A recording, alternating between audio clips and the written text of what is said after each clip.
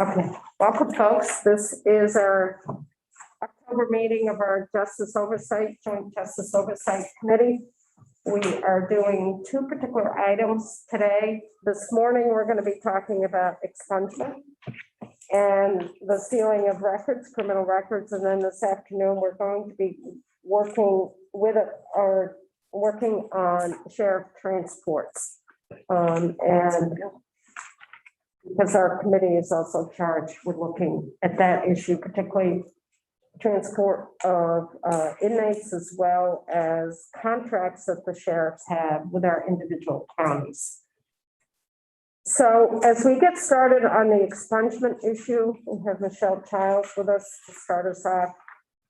I want to thank Senator Sears and Representative Grad. They've been working to come up with a proposed draft of legislation on the expungement and sealing of criminal records.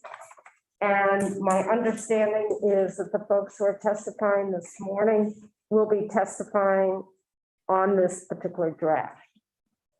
And depending where this committee is after the testimony, we may make adjustments to this draft, or we may not, depending on the testimony this morning.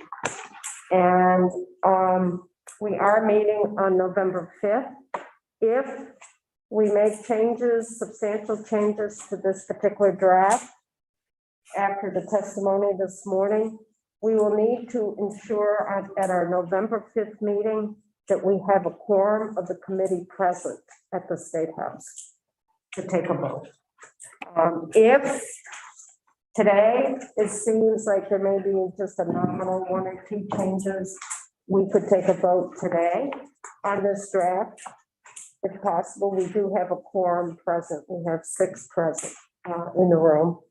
So that's the plan for today. We'll see how the testimony goes. Does that make sense to committee members? Okay, so Michelle, I'll turn it over to you to start walking us through. Please identify yourself for the record. So for the record, Michelle Childs, Office of Legislative Counsel. And I was going to start out with just a little refresher because it's been a month since we talked about this. And I wanted to go back to the language that directed you to take a look at these issues.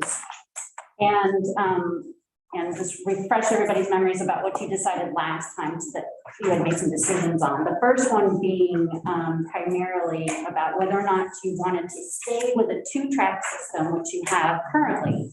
So there's options for sealing and for expungement and different criteria for them. And what you decided to do at the last meeting was to move towards a 1-track system of just sealing, with the caveat that sealing would mean something different than what you have now. Because remember, when we're talking about expungement, means the record is destroyed. There's nothing there. There's nothing anymore to access. But with sealing, it's just like that. It's sealed, but that there is some specific limited access by certain individuals for very specific purposes, and that those records can be taken a look at. And so what I decided to do is say, let's look at what it might look like if we just had sealing. And so that's what this draft does, is it looks at, so there's no mention of expungement, it's just for sealing. And again, always remembering that you haven't defined sealing yet, or who has access to sealed records under what conditions. And that's what you're going to hear proposals from a lot of the witnesses today. And then, but then the other thing that this draft does is it establishes the qualified crimes. So what offenses would be eligible for sealing? And so those are the 2 things that are the kind of the big issues in the draft that you have, but you haven't gotten to the other policy questions around, should there be some crimes that can be automatically expunged, and if so, what would those be?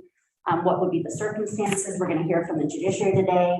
What are the hurdles in terms of doing that and making that happen? Because remember that what the system that you have that isn't changed in this draft yet is that sealing is by petition.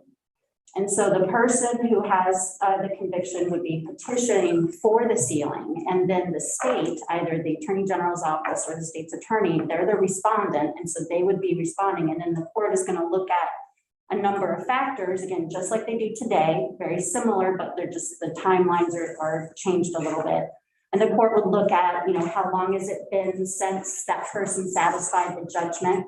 So, paid their restitution, finished their probation, whatever it is. How many years has it been? And then, and depending on what type of offense, they might have a couple other things to look at. But generally, have they completed everything?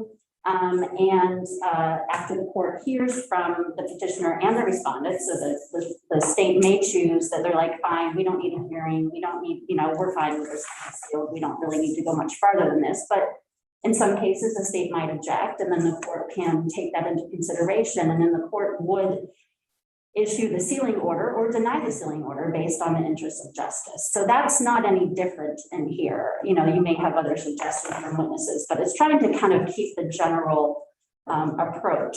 So I wanted to just kind of talk about those things in a high level because you have so many witnesses, and it's important that you hear from them today to know where you're going to go for the next draft. But I just wanted to get y'all oriented on that. And then you have the draft, and it is up on the web, and I'll show it to you in a minute, but it's dense. And so what I tried to do is just do a quick little summary here for you. Again, knowing that, for some of y'all, this is kind of a new topic this year with justice oversight, and then other folks who've been on judiciary have been talking about it for a while. So this is a little summary of what we have in the draft. So it's not showing, I gotta forget how to do my sharing. I gotta get back in the habit of this. So as you bring that up, Michelle, I just want to let folks know, I'm going to be dependent on Senator Sears and Representative Grad to really help us work through this and steer the questioning. They both worked on this. Okay, so in just talking generally about the offenses that would be considered a qualifying crime. So just off the bat, so there would be no eligibility for sealing crimes that are listed crimes. And so that is that list, and you can see it actually in your draft. We just did a technical amendment to the definition of listed crimes, kind of mostly so that you could have a copy of what are listed crimes in your draft and consult that. But listed crimes are, the bigger crimes, like usually interpersonal violence, and those are exempt. So whether it's a misdemeanor or a felony, listed crimes would not be eligible. Same for violations of Title 13, Chapter 64. And so that is the the chapter having to do with sexual exploitation of children. So many of you may remember the last two sessions we have been amending in that chapter around child sexual abuse materials, things like that. And so none of those crimes, whether misdemeanor or felony, would be eligible here. So I just want to get that out of the way right up front. And then also you oftentimes we'll talk about the Big 12. So the offenses when we're talking about juvenile law, Big 12 crimes are already included in the listed crimes. So we don't need to specifically exempt those out. So the next thing is that it does include most misdemeanors, except for certain offenses that are listed on pages 7 and 8 of your draft. So you can take a look at those if you like, and I can switch to those in a moment if we have time. But it's things like violation of an abuse prevention order, or certain types of that. And those are things I think those crimes that are listed that are misdemeanors but not eligible are things that the Judiciary Committees took testimony on last session, and witnesses had identified to the committees that they felt that those were not appropriate for sealing. And so you'll see those exemptions to the misdemeanors. The qualifying crime definition does not include most felonies. So it does include most misdemeanors with some exceptions, and it's the opposite for felonies. So most felonies are not eligible, but there are some that are. So it does include what we call designated felony property offenses, and that list is on page 9 and 10. So those are property crimes that the Judiciary Committees felt as though were appropriate for the possibility of sealing. It does include, and this is very specific, because the designated property felony offenses does not include burglary into an occupied dwelling. However, it does include that offense with very specific conditions, meaning that the person was 25 years of age or younger when it occurred, and there was no weapon involved. So the person, if they broke into someone's home, they weren't carrying a weapon. And so that, under those circumstances, again, it would be eligible for sealing. Doesn't mean it happens, but it is eligible. Next one is it does include the lowest level felony offenses related to sale, dispensing, and transport of drugs. The misdemeanor possession of drugs is included just generally up above, but this does include the first level. So if somebody sold an ounce of cannabis to someone else, and that would be, I think it's still a felony for that, but it's so the low level selling offenses would be included. And then it does include offenses for which a person has been granted an unconditional pardon. And Madam Chair, Yep, I was just going to ask if there were any questions on this. just wondering, should we hold questions about individual qualifying offenses until we move through the draft, or do those now? I would ask now. I would I ask can go now. through the draft list. I just wanted to give you the setup with the Okay. summary, and then we can look at the language. Does that work for you? So that is the list for offenses. So then we go to the categories of crime.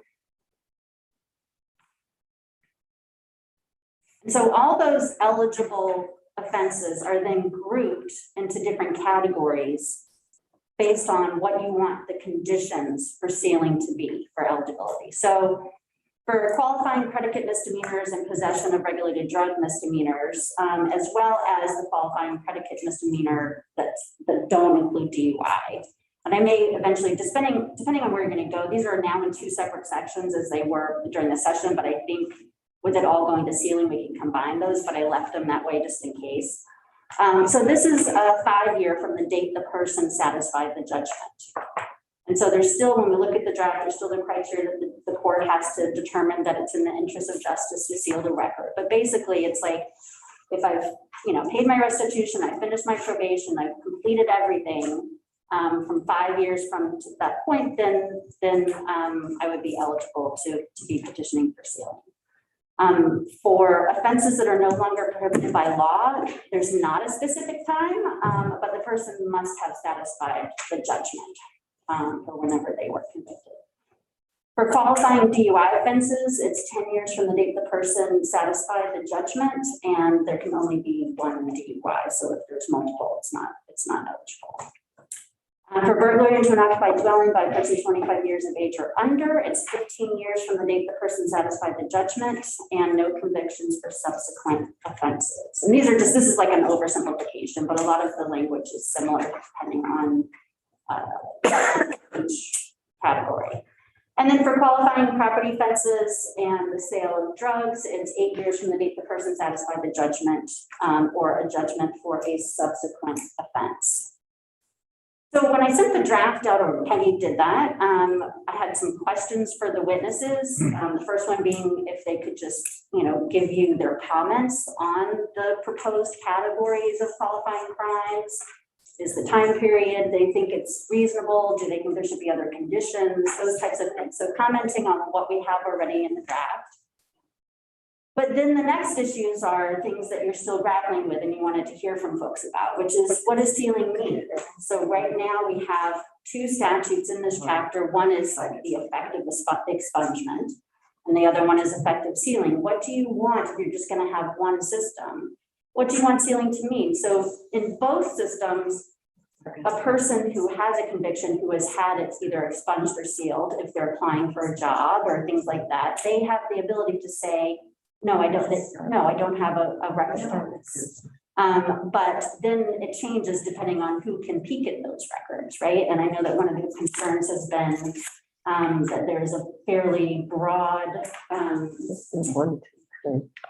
definition of sealing in terms of law enforcement accessing sealed records for law enforcement purposes. And that's a very broad category. So, and I think you have expressed some interest in really drilling down and saying, well, maybe if we're going to go to sealing and we're going to be combining the idea of expungement and sealing into one, there should be some that maybe law enforcement shouldn't have access to, or only for certain purposes, not for just general law enforcement purposes, but only in certain circumstances. And then other crimes where you're okay with there being broader access to those records. And so, so we're hoping that some of the witnesses can share with you their ideas for that.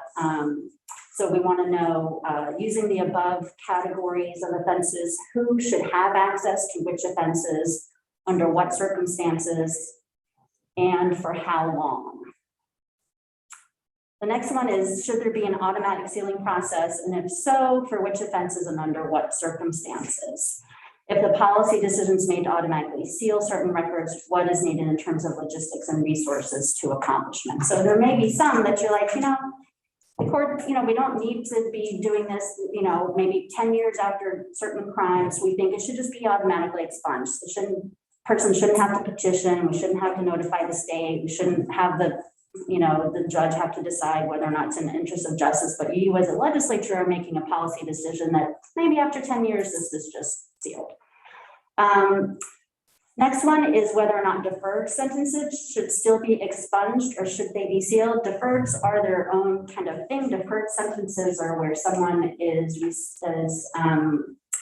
there is a conviction, the person, but the sentence is kind of hanging over the person. If they successfully complete the terms of the deferred sentence, then that record is expunged, so completely gone away. So that is a circumstance where we always have expungement there. And do you just want to keep that as expungement, or do you want to turn it into it being sealed, but you could have it sealed with very, very limited access, which is effectively an expungement. Maybe you just have it on an index and it's there for research purposes or something like that. And then the last one is whether or not, and this is a provision, and I asked a couple of people and I didn't get a lot of background on this about whether or not this issue has to do with the young adults and whether or not that's kind of superseded by some of the stuff that you're doing with juvenile justice reform and how this all plays in. And I just kind of threw that in there because I wasn't sure with the other pieces moving. And so with Bryn gone and Eric's picking up the ball there. So it's all, I just wanted to put that in front of anybody, if anybody had any comments about it. Thank you, Michelle. Questions? And I'll go to the draft so we can look at that specifically. That's helpful. I do have two questions, one specific, one general. So on page 8, one of the misdemeanors that's excluded is neglect of duty by a public officer. And in the context of the others, hate crimes, sex offender registry requirements, et cetera, filling of crosses, neglect of duty by a public officer seems relatively mild. So I looked at the statute and it's willful neglect by a public officer down to like school board members. And so I'm thinking, let's say you have a school board member that gets fired up about an issue and refuses to go along with state law. Would we really exclude them from qualifying 10 years down the road? Or so I just wanted to flag that as one that I'm wondering if it was included just because it's in the numerical sequence with the other ones, but I can't really see the argument why that particular offense would be disqualified myself. So I was going based on drafts that the Senate and House have been considering and working on. Yeah. And so since I just picked up this issue, I don't know as to how that got on that list. Maybe one of the chairs could remember who proposed it or why it's on that list, but I'm not sure. Okay, I'll just flag that and we can talk about it. The more general question is, when we talked about eliminating expungement and having everything be sealing, and then having law enforcement have access, one of my concerns at that point was that we had effectively sold people on the idea of expungement, that law enforcement would not be able to see their records in a traffic stop, in a prosecution for something else down the road.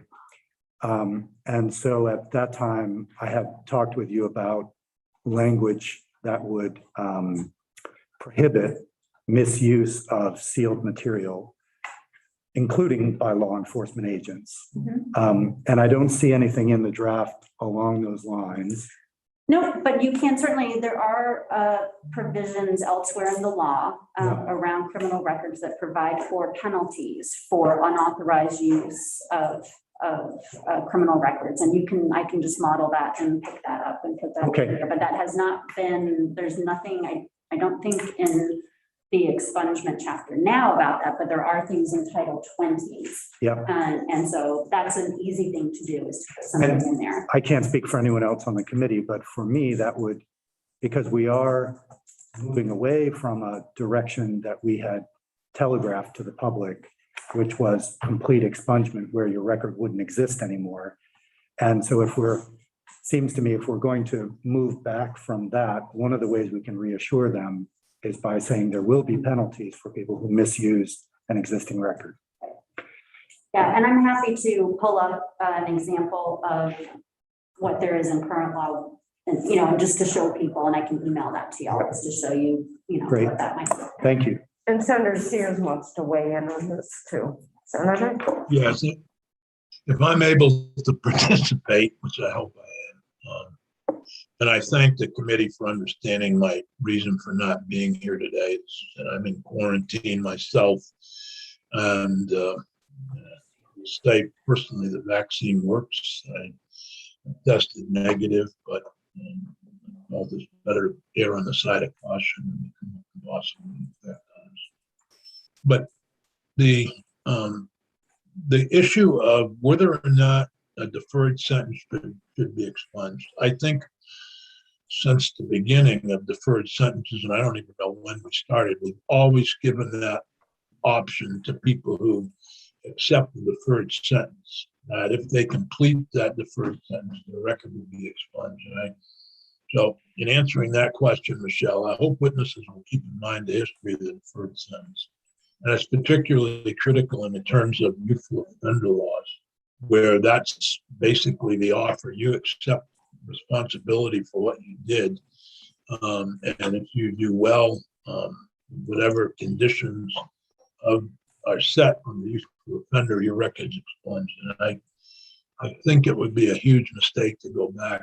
But I'm also wondering, what would be the impact if we did seal those rather than expunge, with the thousands of people who've already taken advantage of that, and people who are currently in the midst of a deferred sentence? Well, I would recommend that anything that you're doing obviously is prospective, and that you're not affecting anybody who's under a current deferred sentence and how that's playing out. Is that what your question is? Yes. Yes, no, so we would look at, that's one of the kind of end game things, is to say, when does this all take effect? Who does it affect? When does the clock start ticking? All of those kinds of things. But I certainly, I understand and agree with you there that you want to have it be that whatever agreements that a person has entered into with the state, that those be completed under those terms, that you're not getting in the middle of that. So it would be some type of prospective thing that, like, if you did decide from a policy perspective that you wanted to move towards sealing, that you did that out in the future. Thank you. So I really want to caution the committee. I don't want us to get too much into the weeds, because I know that we're making a recommendation, and then there'll be a bill developed, like there already is, but then it will be introduced on both the Senate and House side, and then those respective committees, Judiciary Committee, will really be getting into the weeds. So I just want to put a word of caution that we're just giving a high level view here. Because many of us don't have the experience of the background of this information. It's maybe 3 or 4 of you that do, and that's it. So I don't want to take away the work of the House and Senate Judiciary Committees. I think that's a great approach, is because if you can answer the questions, that have been put before you in this broad level, should there be automatic, is there a 1-track system or 2-track system? Those types of things. And then we can create a draft proposal for you to submit. And then obviously I can be working with chairs and other people before the session starts to be filling in those little details, because you're right. It really, once you start digging in, boy, it's, Yeah, we'll get takes some buried. time. Yeah, we'll get buried. Yeah. So anything else from Michelle, from the members? Okay, thank you, Michelle. This is very, very helpful. So we have whoops, do you want to walk through more? Or just- It's up to y'all. I mean, I know that there's a lot of witnesses, and so it's up to you whether or not you want me to try to do just kind of a quick looking Why don't at. you do it very, very. Okay.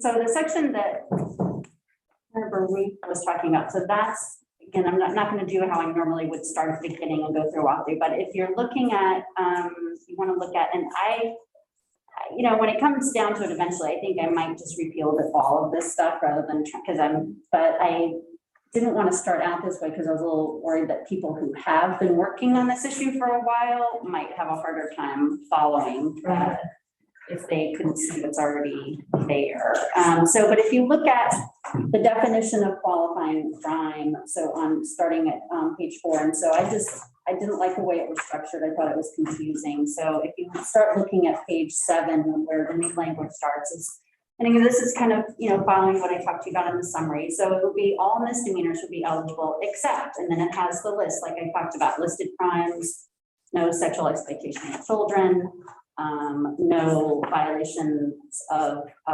abuse prevention orders or protection orders.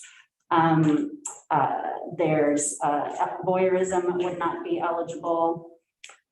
Cruelty to animals would not be eligible. Aggravated disorderly conduct, top of page 8. As Senator Booth mentioned, neglect of public duty. Failure to comply with sex offender registry requirements would not be eligible. Obscenity offenses. Next is no hate motivated crimes would be eligible, nor burning of a religious symbol. With regard to felonies, again, the first one I always remember is that it's everything but those, and then the second one is only these felonies. The first one being the 25 or under for burglary into occupied dwelling, then the designated felony property offenses, the lower level offenses with regard to sale of drugs. Top of page 9 is the unconditional pardon. You'll see top of page 9, subdivision 5 is the designated felony property offense. So these are offenses that were identified by the Sentencing Commission as, as ones that should be considered. I'm not going to go through all of those, but Michelle? Yeah. If I might, Madam. Mhm. So I'm just trying to make sure I'm reading this right. So on page 5, it says qualifying crime means. Then on page 7, all misdemeanor offenses except. So that's a list of exceptions. Yes, Then on page, everything but. then on page 8, the following felonies. Those are not exceptions. Those are ones that would be, because it's the opposite, is most felonies are not included, but Yep. here's the ones that are. And so then I'm looking at offenses related to selling, dispensing, or transporting regulated drugs, including. So are we saying that all offenses relating to selling, dispensing, or transporting regulated drugs are qualified? No, if you look at, you'll see that those have subsection B. So when it says, I'd have to look, but I'll double check. But I think that I'd have to look at the language, but I think it is actually most of them. So you might be correct. I'm sorry, I might have misspoken on that one. So I'd have to look at the reference. Okay, because it seems like we're saying any crime selling, dispensing, or transporting regulated drugs is a qualifying offense. Right, but then that wouldn't make sense of why you would automatically do just the misdemeanor possession. So those Right. two things don't make any sense. I will say that my sense was that when I picked up the draft the last version from House Judiciary, which was 2.3.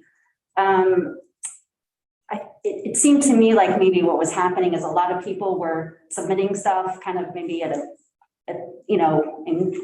quickly and coming from different places. So there were a lot of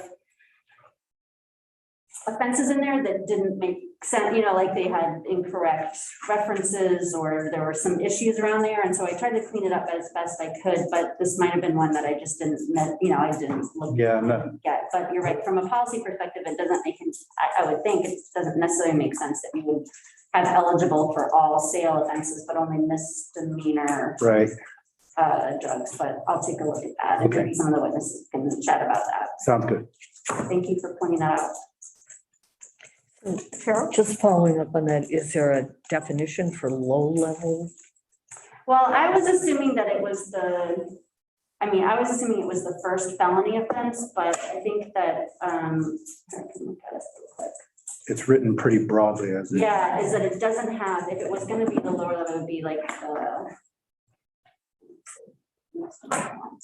let me look at it and come back to you. Again, this is something that, because it had already been done in committee, I mostly just tried to pick things up, and unless there was a real issue, I didn't really go into the policy to make sure they all trued up. I just took that draft and moved those over. So, and I don't know if maybe Representative Gratterson or Sears remembers what just the policy idea was around drug offenses, possession versus selling and dispensing, of kind of grouped of what you were going for. I think, and I can make them obviously reflect that. if I might, I think we were looking at non-trafficking offenses.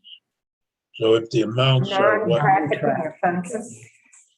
where they're, I believe, and I could be corrected, because don't forget that after the bill passed the Senate is when the administration came in and with general concerns. But I think as it passed the Senate, it was the Sentencing Commission recommendations by and large.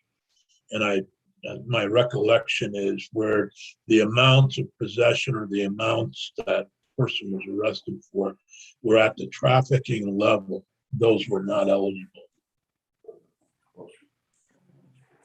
Right, so if it is that any kind of sale or dispensing, regardless of the level, and then the same for possession, then there does need to be some tweaking to these citations. So you flagged this, right? Yeah. Okay. Yeah. Yep. But again, this was picking up the language from House Judiciary, so witnesses that might have been a part of that, if there's some reason why these things are this way, Right. let me know. Okay. Also, a reminder for folks on the Zoom that it's been requested that you speak close to your microphone and to speak up, because we are having a hard time picking everything up today for some reason.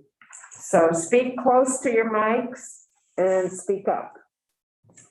So I'm gonna move to section 4, page 11, 7602. This is amending existing process for convictions, and you'll see language on striking out expungement, and we're just looking at sealing now. And so just looking at so if you look at subsection A, those are when someone can file a petition looking to seal a record in those circumstances. Page 12, subdivision A2, there was some language again in the legislation that was moving this year around the language that's on lines 4 through 10. So remember that it can be either the state's attorney or the attorney general is the respondent. And so this new language is talking about the eligible for early petition with stipulation. So when we talk about a stipulation, that's mean that the parties agree. You don't have to go before a court to do this, that both parties have agreed to the sealing, and then the court, and then so they don't need to have the court ruling on that.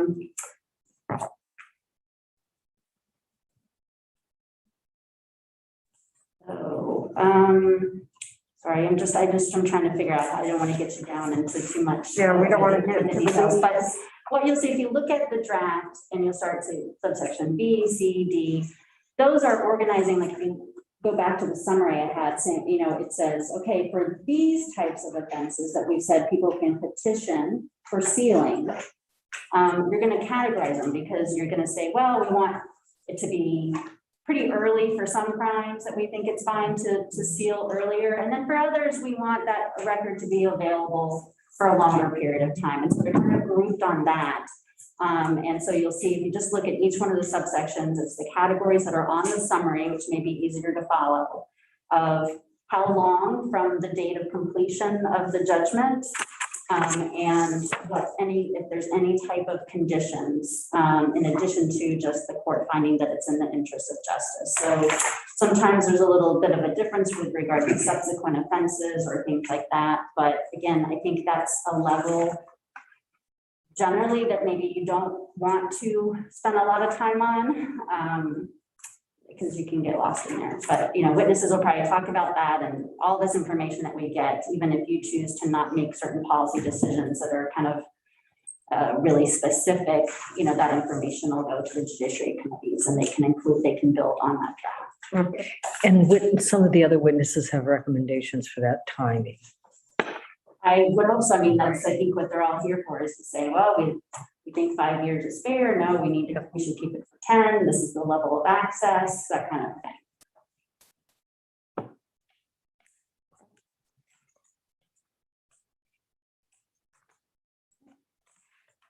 So that's it for me. I want to make sure that y'all hear from everybody. You can, if you want, you can leave the meeting. Oh, I can, okay. Say leave the meeting. Thank you. Thank you, Michelle. Great job.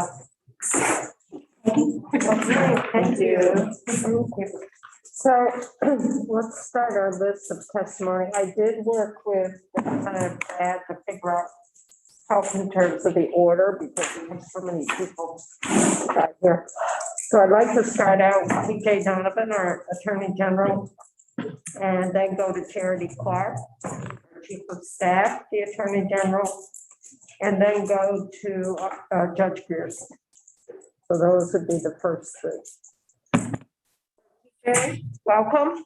And if you could identify yourself for the record, it would be helpful. Sure. Good morning, TJ Donovan, Vermont Attorney General. How are you? We can hear you, but if you could get a little closer to your mic and speak up a little bit more, that would be helpful. Okay, is that better? A little bit, yes. All right, I will. I'm home alone, so I'll scream. It's all good. Well, thank you. First, let me thank the committee for holding this hearing and for this bill. And in particular, let me thank Senator Sears and Representative Grad for their hard work on this issue over the last couple sessions. This bill is incredibly important, and I am in full support of expanding the universe of qualifying crimes eligible for expungement and sealing. Expungement is incredibly important. The Attorney General's office, we've been going around the state in the last 18 months virtually holding expungement clinics and working with our local state's attorneys to do that. We just did one in Rutland a month ago, and we had so many requests and petitions that we had to hold a overflow clinic. And we've worked with Mairead Riley and folks from Legal Aid, and it's incredibly meaningful for the folks who are seeking to have their records expunged. But frankly, it's also meaningful, I think, for the folks in my office to understand what expungement is about. And in my opinion, what expungement is about is this is a jobs bill, and this is about families too, because people want to go to work. People want to have the opportunity to get a better job, to engage in the economy, and to follow their dream. Criminal records hold them back. And it's also a family bill because when you talk to folks who are filing these petitions for expungement, inevitably you hear about the desire for a job, a better job, to take care of their family, but you also hear their desire to participate in their community with their children, to coach a youth sports team, to take their kid on a school-sponsored trip. Criminal records have held people back from doing that. And people make mistakes. And they have the right and the opportunity, once they've paid their debt back and served their sentence, to move on and to be given every opportunity to be a productive member of our community. That this is what this bill is about. I can't stress enough how important this is to Vermonters who have been in the criminal justice system. And so I want to thank the committee for bringing this up, for the work in the past, not only last session, but in sessions past, because it's making a real difference in Vermonters' lives. So let me just kind of talk high level. So I certainly support the expansion of the universe of qualifying crimes. And there's probably, as Ms. Childs talked about, a couple of tweaks that we have to do. I think Senator Bruce made a good point. And that's this. It's some of this stuff is tricky though. And that's why I like the petition process. And I can talk about that a little bit more. I support expungement rather than sealing. And I want to tell you why. And I understand that sealing may be a compromised position, and I'll address those issues, and I'll try to address the questions that were outlined by Ms. Childs. You know, the definition of expungement is as if it never happened, and those records are destroyed. And it's exactly like Senator Sears talked about in terms of that deferred sentence. That is the bargain. That is the benefit of the bargain that people enter into, particularly with deferreds. And we should not change the deferred statute at all, because that's what people agree to. And that's the benefit of the bargain, that we're going to hold you accountable. You're going to take responsibility. But if we do what you're asked, you're going to have the opportunity to move on with your life and go and do great things. That's what we want people. That's the opportunity we want people to have. And that's the lesson we want people to learn, that if you take responsibility, you'll also have the opportunity to move on, and that people are better than their worst moments in life. But that ability to unequivocally say that this didn't happen, that I was not convicted, it goes to the issue of the ability to get a job. And when we talk about the definition of sealing, I think it has to be as close to that definition of expungement of that as if it never happened. And my concern with the sealing is, as we know, the retention of the records and who has access to those records. And I think it should be as limited and as narrow as possible. I've heard this phrase, for law enforcement purposes. That's incredibly broad and ambiguous, in my opinion. And I'm happy to work with all the stakeholders to really narrow that down, because I think, you know, when I'm thinking about law enforcement purposes of an old record, I think the court perhaps should be the custodian of it. I could perhaps see an example for maybe a prior bad act, which is an evidentiary issue in court, whether for impeachment purposes. But if we're saying to people, we want you to get on with your life and go and do great things, we shouldn't have them concerned that somehow this record is going to pop up on a motor vehicle stop or in another instance. So we need to limit the access to the records. And we also need to limit the period of time in terms of the retention of the records. If the policy and the intent is to give people the opportunity to get on with their lives, and let's be clear about this, in my opinion. Most people, they grow up, they mature, and they age out of the criminal process.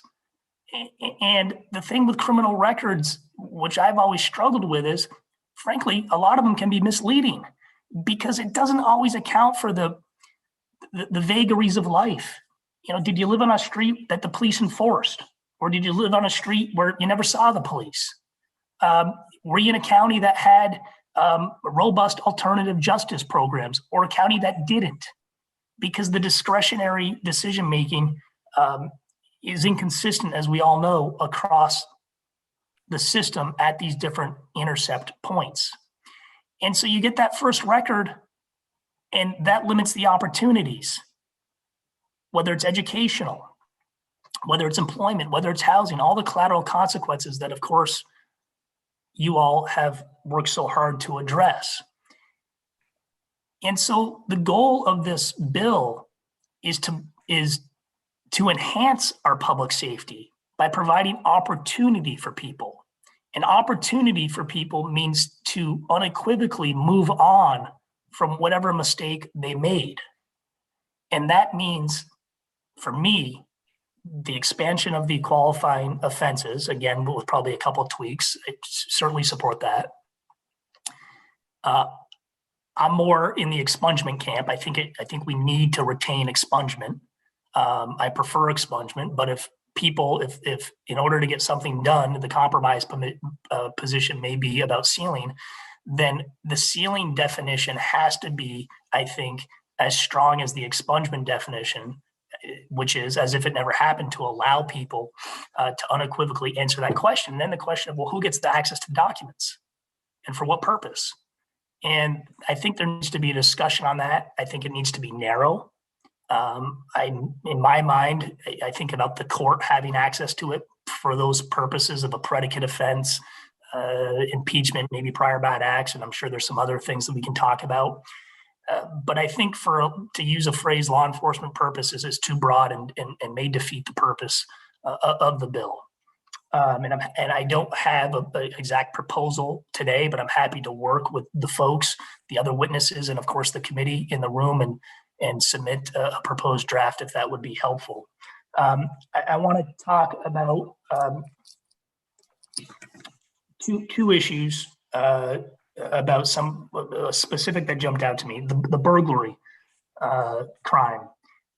I would get rid of the age requirement of 25 years and below. I think a 27-year-old should be eligible for expungement for a burglary. I'm fine with keeping the weapon language in there, but I would get the age requirement out of there. And I'd also and I think 15 years is far too long to allow people to petition for the expungement or the sealing on the burglary. We got to give people the opportunity to be law-abiding citizens. In my view, the best form of public safety is a good job. And you get out and you talk to folks who are going through this process, attending these expungement clinics. They want a job. They want to do the right thing. They want a good job. They want to provide for their family, and they want to participate in their community and take care of their kids. And the vast majority of people that are in our criminal justice system are decent, hardworking, good people who deserve this opportunity to move on and to take away the scarlet letter that the criminal justice system has attached to them for too long.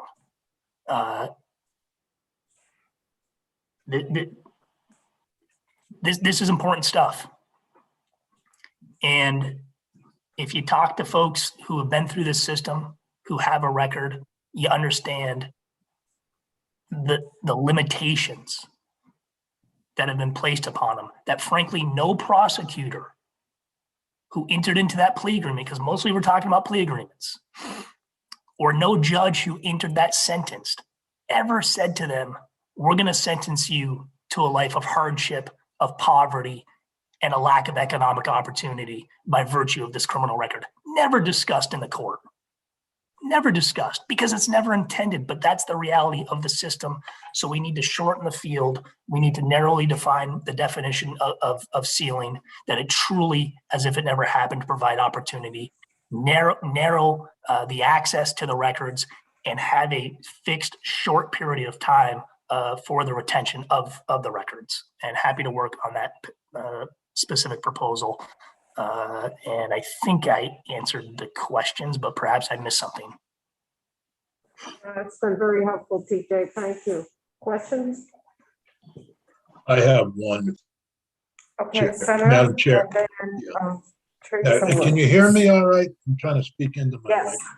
Yes, yes. TJ, I very much appreciate your testimony, and you do not have to answer this question today, but I think it's something to think about as we move forward.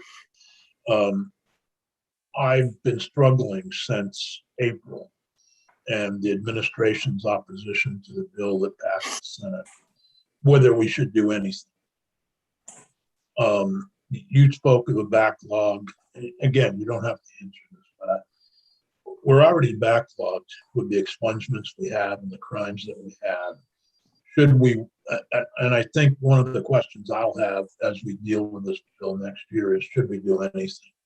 At this point, I think I'm in agreement with you, moving from expungement to sealing, and that unless it's a predicate offense and its impact on offenders who are seeking to have their records cleared may not mean the same thing.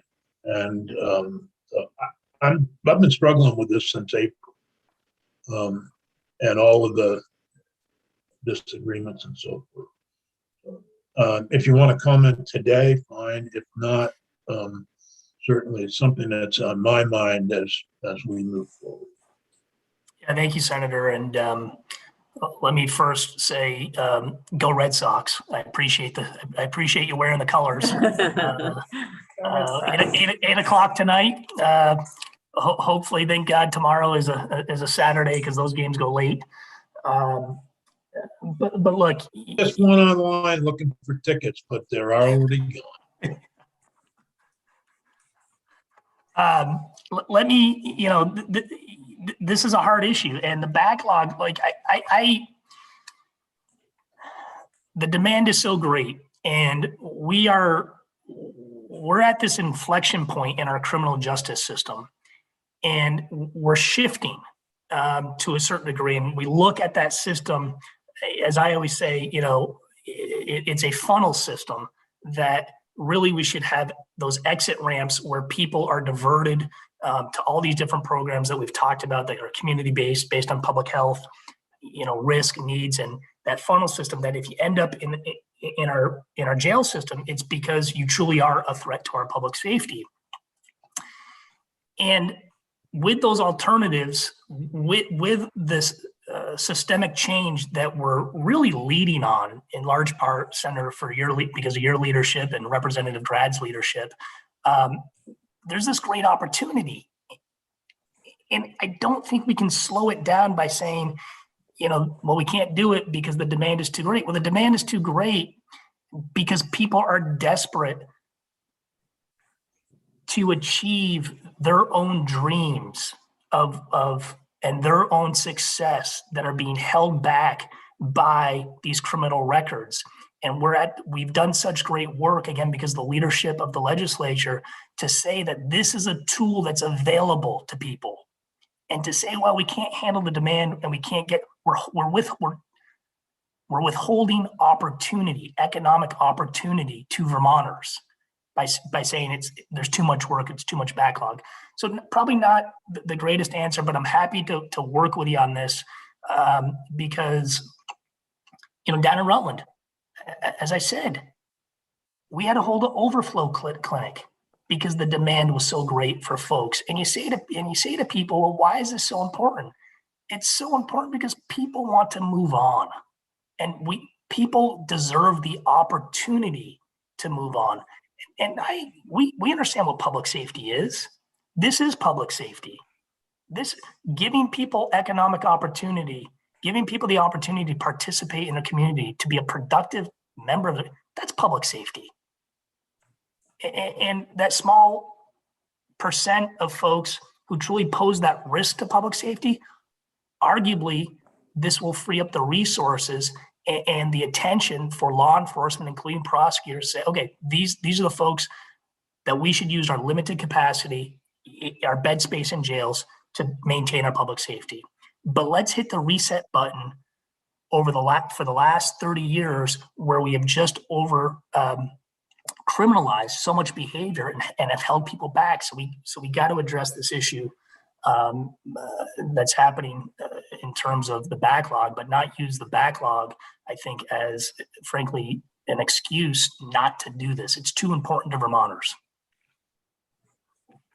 And I just want to, I really want to, Senator, I want to thank you and Representative Drad and the legislature for this, because the work you guys have done have allowed us to normalize this process in our communities, to go into Rutland. I think we're going up to Franklin County next, and to provide this great opportunity and say, this is the law in the state of Vermont.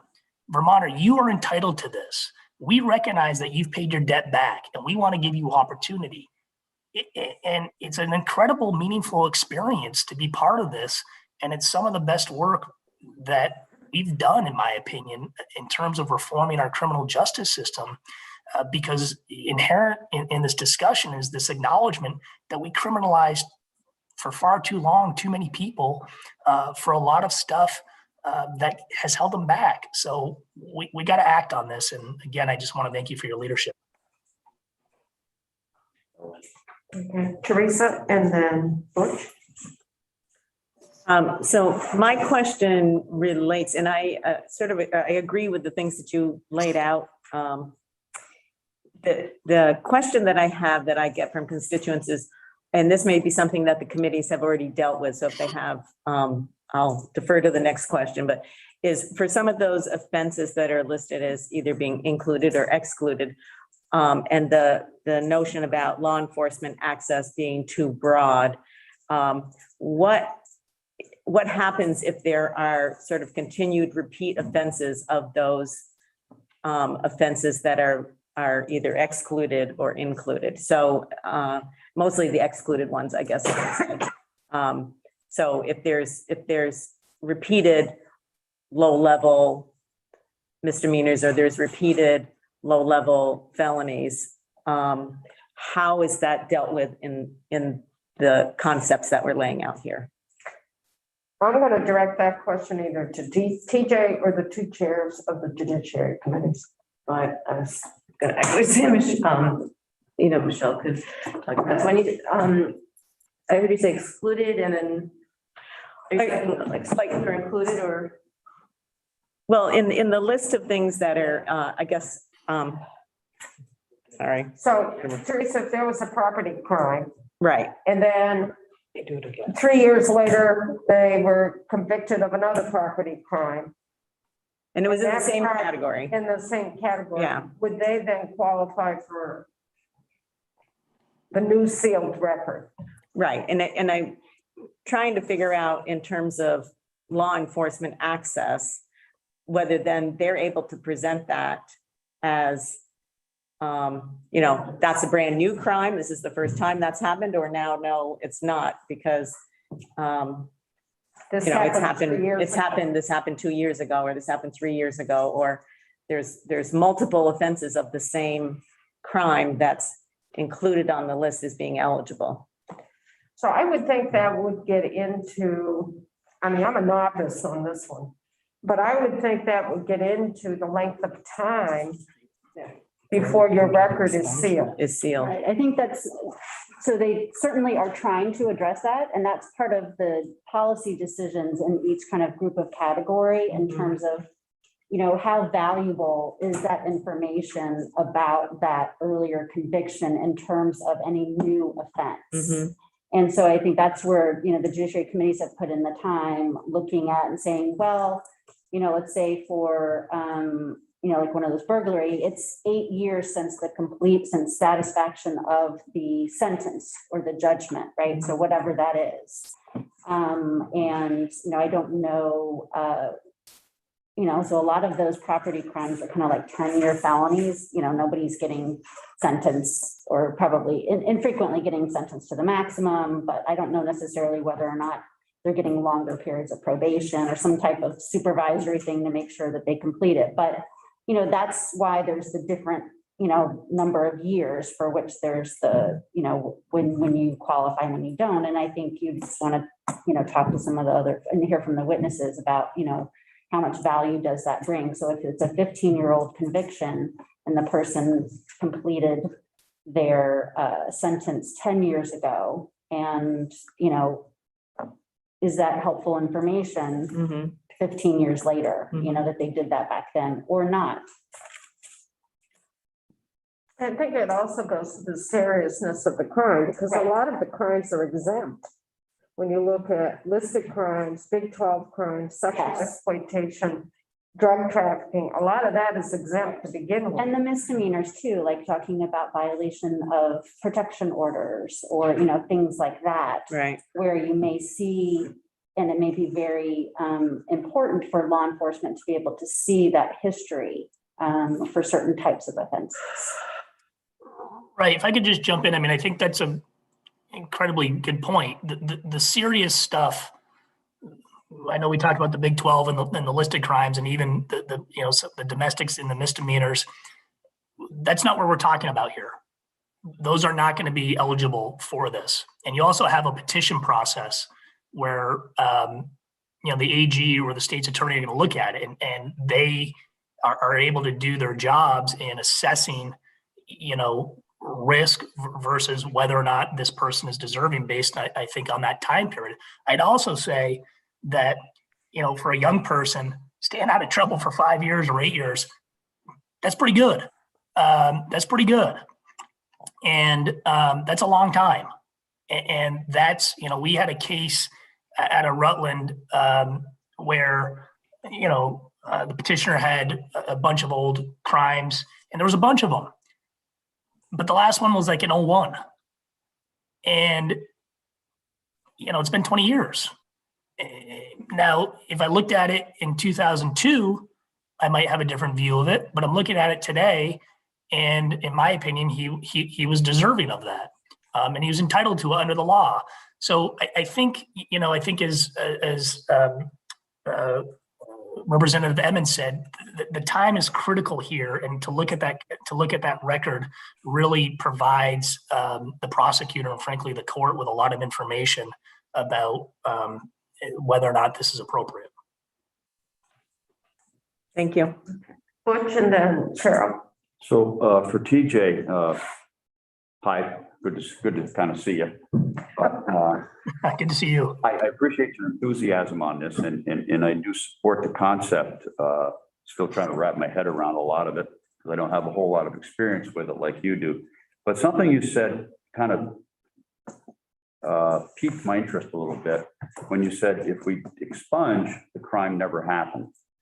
And if I was a victim of that crime, no matter if it's been 15 years since I've been adjudicated and served my sentence, the crime did happen. And if I was the person that we're talking about trying to expunge, it would be bad. I think it would be bad for me if I said to myself, that crime never happened. So I'm trying to work my way through that statement, TJ, a little bit to understand. That's why I'm leaning more towards sealing than expungement, even though sealing could in effect be that the crime never happened. So can we talk about something a little differently than the crime never happened? Yep. It's a great point. It's a fair point. And I think the context that I was using it in was that job application. And I think Title 33, and I don't know if Evan Meehan can speak to this or other lawyers in the room or Ms. Childs, I think the definition is in Vermont state statute that as if it never happened. I mean, I think that's in state statute right now, that definition. So that's the context of where it's coming from. The reality, of course it happened. But the legal context of answering that question about whether or not you were convicted, which allows you that economic opportunity that I talked about, allows you legally to say, in the strictest legal sense, no, it did not happen. But we, of course, know, and recognizing the rights of victims and the harm that they've suffered, that of course it happened. But that's the legal definition of expungement. And my point on sealing was if the intent is to seal to say, hey, you don't have to disclose this, and maybe to your point, the language don't have to disclose. The point is for people not to be held back by these old convictions. And that definition of expungement is that. And frankly, I've been in courtrooms where judges have talked about that. when you talk about that deferred sentence, as Senator Sears talked about. And so, that's the legal definition of it in the context of, do you have to disclose that this happened when you're applying for a job, when you want to go on a field trip with your kid, on a school field trip, that you want to coach a kid's sports team? The answer is no, you don't. We could wordsmith it, to your point. I think your point about recognizing the harm done to victims is incredibly important, and I agree with it.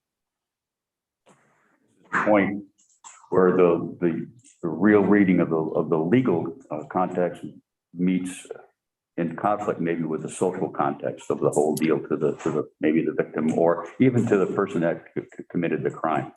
I wouldn't ever want to forget that maybe I had committed a crime. Absolutely. Teaching moment for me. Absolutely. And let me say this though. I think if you talk to most folks, and this is my own personal experience, who have been through the system, they never forget. And oftentimes, that harm to victims, they never forget, but also for folks who the wrongdoer, they never forget. And oftentimes the punishment that they inflict on themselves, oftentimes is greater than what the system has inflicted. And so I agree with you. I don't think anybody's suggesting that this didn't happen or that people forget. It's about striking that balance to provide that opportunity to achieve a greater sense of public safety and opportunity for everybody. Great, thank you. Madam Chair. Michelle, and then I just wanted to read folks what we do have. It's just a little more nuanced, and so it might make people feel a little better. So under our existing definition for expungement, so here's the effect. Upon entry of an expungement order, the order shall be legally effective immediately, and the person whose record is expunged shall be treated in all respects as if he or she had never been arrested, convicted, or sentenced for the offense. So the distinction, it's not saying that it never occurred, it's saying, as if this person had not accrued this record for that. In any application for employment, license, or civil right or privilege, or in an appearance as a witness in any proceeding or hearing, a person may be required to answer questions about a previous criminal history record only with respect to arrests or convictions that have not been expunged. The response to an inquiry from any person regarding an expunged record shall be that no criminal record exists. So it's focused specifically on the record, not saying that the offense did not occur, but that this person can say with confidence that, that they do not have a record for any types of those offenses. Cheryl, and then Phil. Okay, well, my question was along the same lines as Butch's, and I think I'm getting more of an understanding of it, but it seems to me that connotatively sealing sort of suggests that the record is there somewhere. It's in a vault, it's in a box, it's in an envelope, it's somewhere. But that expungement shows that it's been eliminated. Is there a way of balancing the concerns that Butch has about, the way victims feel, and to still allow that sense of erasure, I guess it would be, of the crime? And I don't know how you finesse that. And again, you talked about wordsmithing, and it may be that it's left up to the committees to come up with that kind of. That would be work in the committee. Yeah. That's my opinion. Oh. Also, restitution does have to be paid. Yeah. So You have to abide by your sentence and complete it in full, so. If I might, Chair, just a brief comment. Sure. And I think all three questions are excellent ones. I think we have to keep in mind that the judicial system has evolved even since 2000. And crimes that were treated, we always talked about how crimes in one county might not be treated the same in another county. TJ touched on that. But we've also move forward so that many of the crimes that people were convicted of back in 2000 and then obviously in the 90s were crimes that today would be diverted almost automatically. And so many of these convictions, particularly for the crimes that we've listed here, wouldn't even need a expungement if they happened today. The second thing I'd point out, one of the reasons that I am so much onto expungement and believe in it is that every study that we look at nationally shows that people who have been 7 years from their last crime and have completed all the requirements, probation, restitution, etc., are no more likely to commit a crime than the average person in the community.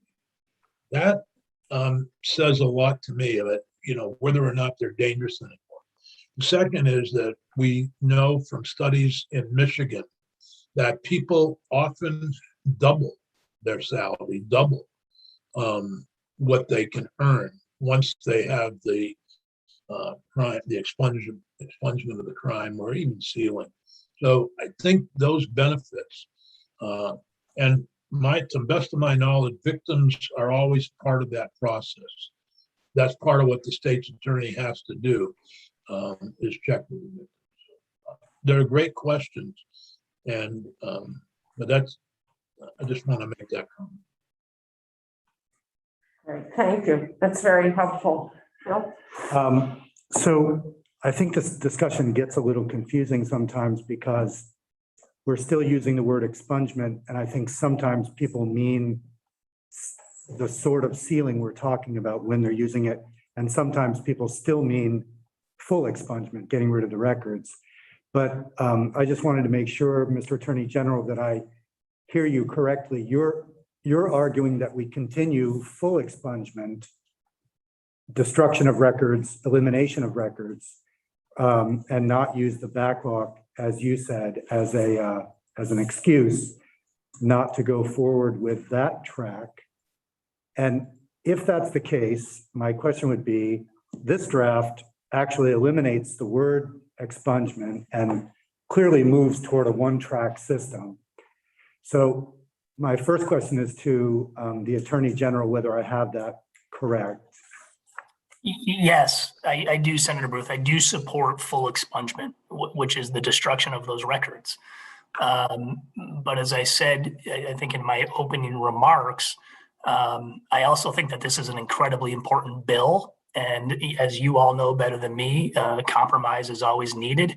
And if this means if going to that sealing two-track system means that we can advance this bill, I am happy to work with folks to define, because I think we still have to define sealing. And Michelle Childs, I don't know if we have that definition of sealing. I think that's an open question, but I'm happy to work with folks on that.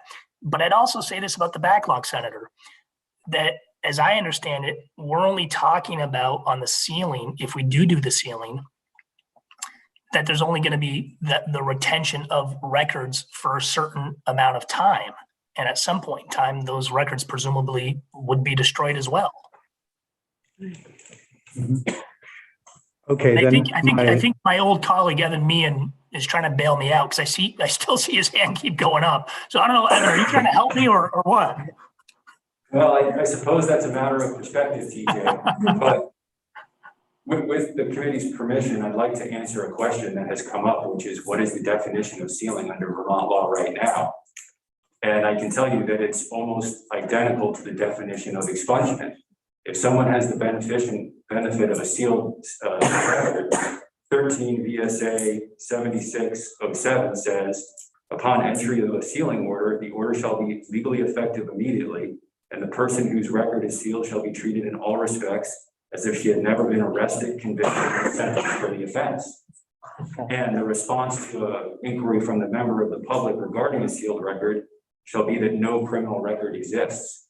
That language is nearly identical to the language that Attorney Childs read from the statutory section regarding the effect of expungement. So we do have an answer to this question right now in Vermont law. Well, so member of the public, yes, but what about that law enforcement, any use thereof? So those questions are also answered in that exact same section. There's a subsection C that talks about exceptions, and it talks about when a criminal justice agency access those records. Now, a very valid point of conversation is if the legislature moves to sealing only, do those exceptions need to be revisited? I suspect the answer is yes. Okay, so where I was going with that question to the Attorney General was, at the beginning of the meeting, Madam Chair, you had indicated that we might advance this draft with a vote of the quorum. That gives me a little bit of pause because there's enough ambiguity. I would hate to have it be a bare quorum that moved, because this draft really does express an opinion about expungement in that it creates, in effect, a one-track system. I know that we're handicapped by a hybrid system, but my understanding is that the people at home can't vote. And I really think when we express an opinion, it should be an opinion of the whole. So I offer that for what it's worth. That's fair, and that's why I laid out both. Yeah. Both pass. Because we do have a meeting in November. And I think we also have another meeting that we can have in December as well. So did you want to weigh in? Yeah, just following up on what Evan had mentioned. So it is true with regard to the public facing circumstances for expungement and sealing, it is the same. But as he mentioned with sealing, there's really a huge exemption right now, a very broad exemption, which is, so you have that any entity that possesses a sealed record may continue to use it for any litigation or claim arising out of that same incident. And then you have the one where, and this applies to any sealed record. It's not like a category or things like that. You know, you'll note that like part of the reason for having all these folks in here and what we talked about the last meeting, and then my questions to them was for them to come in and talk about the fact that you've decided as an initial pass to go to one track with sealing. Again, sealing, you can define sealing to mean anything now. So you can basically define sealing to, like one layer of sealing to be essentially the same as expungement. And that maybe it's just in an index for research purposes or something like that, but that law enforcement can't access it for any purpose. Or, you know, and then you kind of basically have what is now expungement, but the strictest level of sealing. And then you go through and then you look at each one of those and you say, you know, for these types of crimes, under these types of circumstances, these entities can have it for these purposes. And that's what they're supposed to come in and tell you. So I get the, you know, expungement versus sealing, but I'm saying you can pretty much we can define it however you want. So it doesn't have to be that you know, so you can keep expungement essentially for some things, but we can still have it be on a generally one-track system, and it's how we define it. And so I haven't, other than some witnesses, most people have talked about that they don't want to keep that big exception to sealing, and you want to focus in and narrow it down to, you know, when should law enforcement have access to which records and for how long? And so if the witnesses could kind of focus in on some of those types of things, I think it would be helpful for y'all. So I'm going to move along the testimony because I'm looking at the time. So if there's nothing else for the Attorney General, I'm going to shift to Judge Grierson because Charity Clark is not going to be testifying. So we have Judge Grierson and then Evan Meehan. Thank you. Deputy Director of the State's Attorney, and then Marshall Paul. And then we'll continue down after that. So Judge, welcome. Good morning. Thank you, Madam Chair, and thank you to the committee for inviting me to this hearing. For the record, Brian Grierson, Chief Superior Judge. I think I would start by picking up on the point that Michelle was just making, as well as TJ and Senator Ruth on this whole issue of expungement and sealing. Remember, as of now, there are no paper files. So the old, if you look at the statute and it says destroy the files, the records and so forth, at least from the court's perspective, there are no longer any paper files to be destroyed. And as Evan pointed out, essentially the definition of expungement and sealing is the same, except for who can access the records while they're under seal. For our purposes, I mean the judiciary, we are now looking at a system that we define access to the system as to who has permission to view certain records. And I don't want to change the definitions, but just for purposes of illustration, I think the real question the committee has to grapple with is, what does sealing mean? Who can access it? How do they access it? And for how long? Because once the record is sealed, and I'll get back to that in a minute, then this committee has to decide who is going to be able to access that and for how long. Because ultimately in this new system, case management system, there can come a point in time where all permission is denied. In other words, no one can access that record. That would be the equivalent, if you will, of the paper files that were then destroyed. The expungement statutes call for an index to be maintained for research purposes. And so I think that has to remain. But I think instead of continuing to discuss sealing versus expungement, I think under at least the court records, and I can't speak for law enforcement, for our purposes, it's a matter of sealing that record or ordering it sealed and defining who has access to that record for some period of time. There will come a point in time where no one, if the idea is to expunge the record, using the current term, we would say there comes a point in time when no one has permission to review that record. I don't know if that helps or it makes it more confusing, but I think we have to keep in mind that with the electronic record system, from our perspective, it's different. I think. We have a question. We have Sure. a question, sir. Excuse me, Judge, before you moved on, I just wanted to make sure I understood. So you're saying you have a fully electronic system now. How are we currently satisfying deferred sentence expungement? Is there any record when, assuming somebody completes what they're supposed to do for a deferred sentence? My understanding from the previous discussion was that their record would then be expunged. Are you saying now that there's still an existing record, it's just sealed?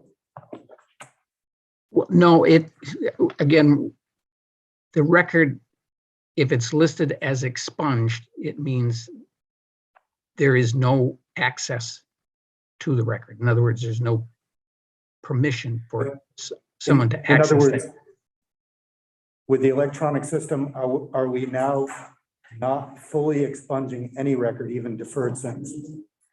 You know, Senator, I will have to get back to you on that, to exactly what that means. In other words, because it's a electronic system, there is the idea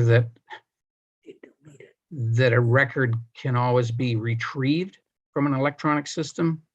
And the way I believe the system is set up, and I can confirm this, is that if a record is now expunged,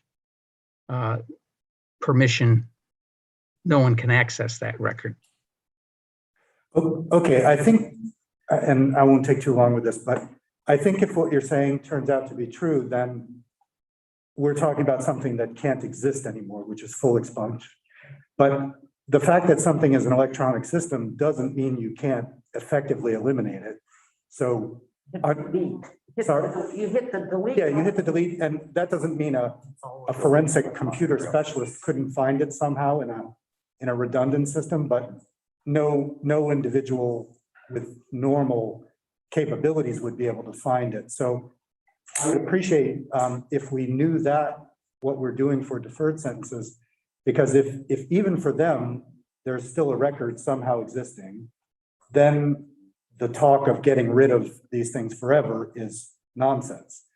But if in fact we are getting rid of deferred sentence electronic records, then it indicates that it's possible for us to expunge other things as well, and hence the ongoing discussion about expungement. Does that make sense? It makes sense, but what I would have to do is confirm with our tech folks to be able to explain to you or to the committee exactly how the system treats an expunged record, so that there's no question of what is being done at the present time. Okay, I'd appreciate that. Thank you. You're welcome. So with respect to the bill that's before the committee, obviously the offenses that the committee decides are appropriate for sealing and or expungement is a policy decision, and that's not an area that I would offer comment on. That's obviously entirely up to the legislature. I'm looking at the proposed bill, the draft, from a process perspective. And just a couple of areas that I would point out to the committee for their consideration. And one is the question comes up repeatedly, how do we make things automatic? The system that we now have allows us, and I guess by way of example, let's assume someone is convicted of an offense. Maybe they have a jail sentence, maybe it's probation, maybe it's a fine. And every conviction, as you know, calls for a surcharge. At some point, the sentence is under this bill. There's two terms that are used. One is the judgment is satisfied, or one, the sentence is completed.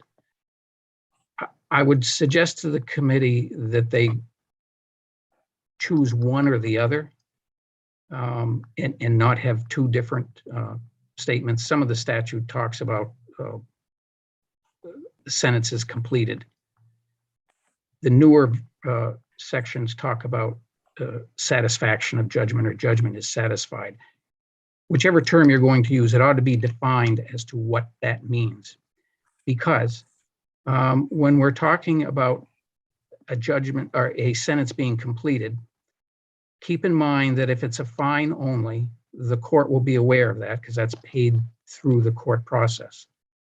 If it involves a period of incarceration, we may not be notified of that at the current time. The person serves their sentence, they're released into the community. We don't get notification that they have completed that sentence. If there's a period of supervision, probation, we may or may not be made aware of that. In other words, if a case comes before the court for a probation discharge and we grant the discharge, then we're going to know that they're no longer on probation. There are other times when a person serves out their term of probation and we may not be aware of that. So in order to, I would be very cautious about using the term automatic, but in order to streamline this process, if we're going to try to make it more streamlined, the court has to be made aware of when the sentence is completed. And that may mean communication between the Department of Corrections and the court. In other words, the court has notified the Department of Corrections by the department that the person has completed their sentence. That would allow us to start the date. For instance, using the example of, I believe, the misdemeanors for the most part were 5 years. If you want to start that 5-year time period, we have to know when the sentence has been completed. It may involve other entities notifying us of that fact. That would trigger the beginning of the 5 years with one qualification. That is, the sentence, generally speaking, is not completed if there are still surcharges outstanding. So if the court is notified that the person has completed either a sentence or they're discharged from probation, that portion of the sentence is completed. Again, they may or may not have a fine, which we can track independently, and the surcharges. So that 5-year period that you're talking about the clock cannot start until sentence is served, probation is discharged, fines paid, and surcharges paid. That would allow us to start the clock for the 5 years. At the end of the 5 years, to the extent that it's automatic, the next question is, you'll see in the draft, it talks about the case can be sealed if there's been no intervening subsequent offense. The question around subsequent offense is, whose responsibility is it to trigger that review? In other words, if the court has a case, they started the clock on 5 years ago and they approach that date of 5 years, whose responsibility is it to verify whether that case is now appropriate to be sealed? Or whether, who's going to look to determine whether there's been an intervening subsequent offense that will prolong the sealing period? So that's, I think, another question that the committee has to come to grips with. Then the question becomes, assuming the sentence has been completed in all respects, and the clock starts, that's when the question of who can access that file while it's under seal, and how long does it remain under seal with at least limited access that's currently provided for under the statute. And those are, I think those are big questions that the committee is going to have to consider in order to. But would those questions be really answered through our committee? Or is that part of our recommend that these are the outstanding issues that need to be addressed?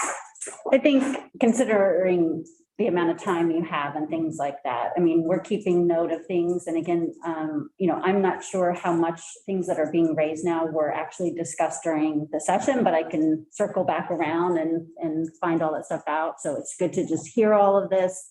But I think, again, the idea that you laid out, which is to hear all this information, for the Judiciary Committees to get a sense of what you think about some of these issues that folks are raising. And then if you can provide the general outline and guidance for a draft that they can then work off of and have a direction to go, and then they can really work on these kind of little nitty gritty details. That makes sense. Any questions of the judge? Further questions? Judge Grierson, do you want to weigh in any more? Well, Anything else? you know, it occurs to me, obviously, I've been involved over the years in the continuing question around sealing and expungement. And as we add more offenses to the mix,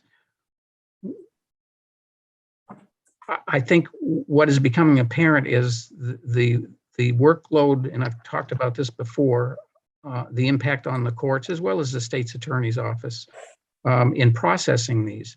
And what I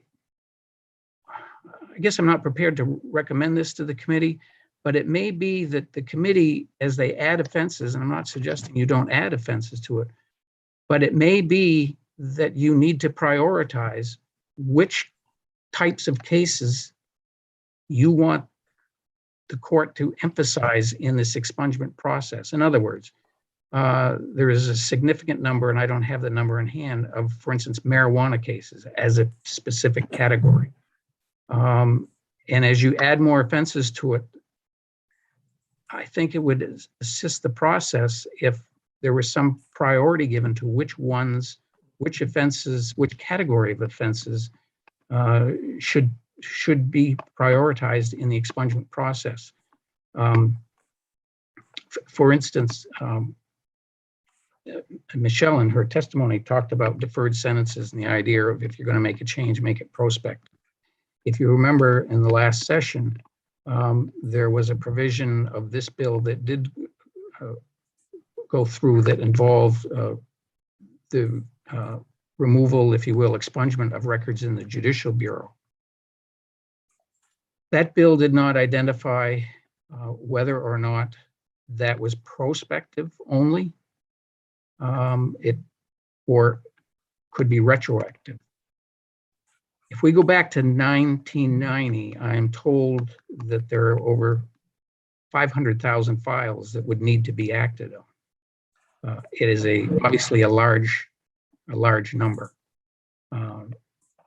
And as we're continuing to add offenses, I question whether it would be helpful to have a priority of which ones are addressed. I did send for the committee's information a recent account of the number of expungements that were done in the last year by various courts and by county. I think the total was around 8,000. So despite the limitations imposed by the pandemic, despite staff problems that the court, like every other entity this time is experiencing, they were still able to process that many expungement requests. So it's just something for the committee as they're going ahead to give some consideration to. Thank you. Thank you. And we do have 3 members of this committee on the respective judiciary committees. So this will be laying some groundwork for you folks.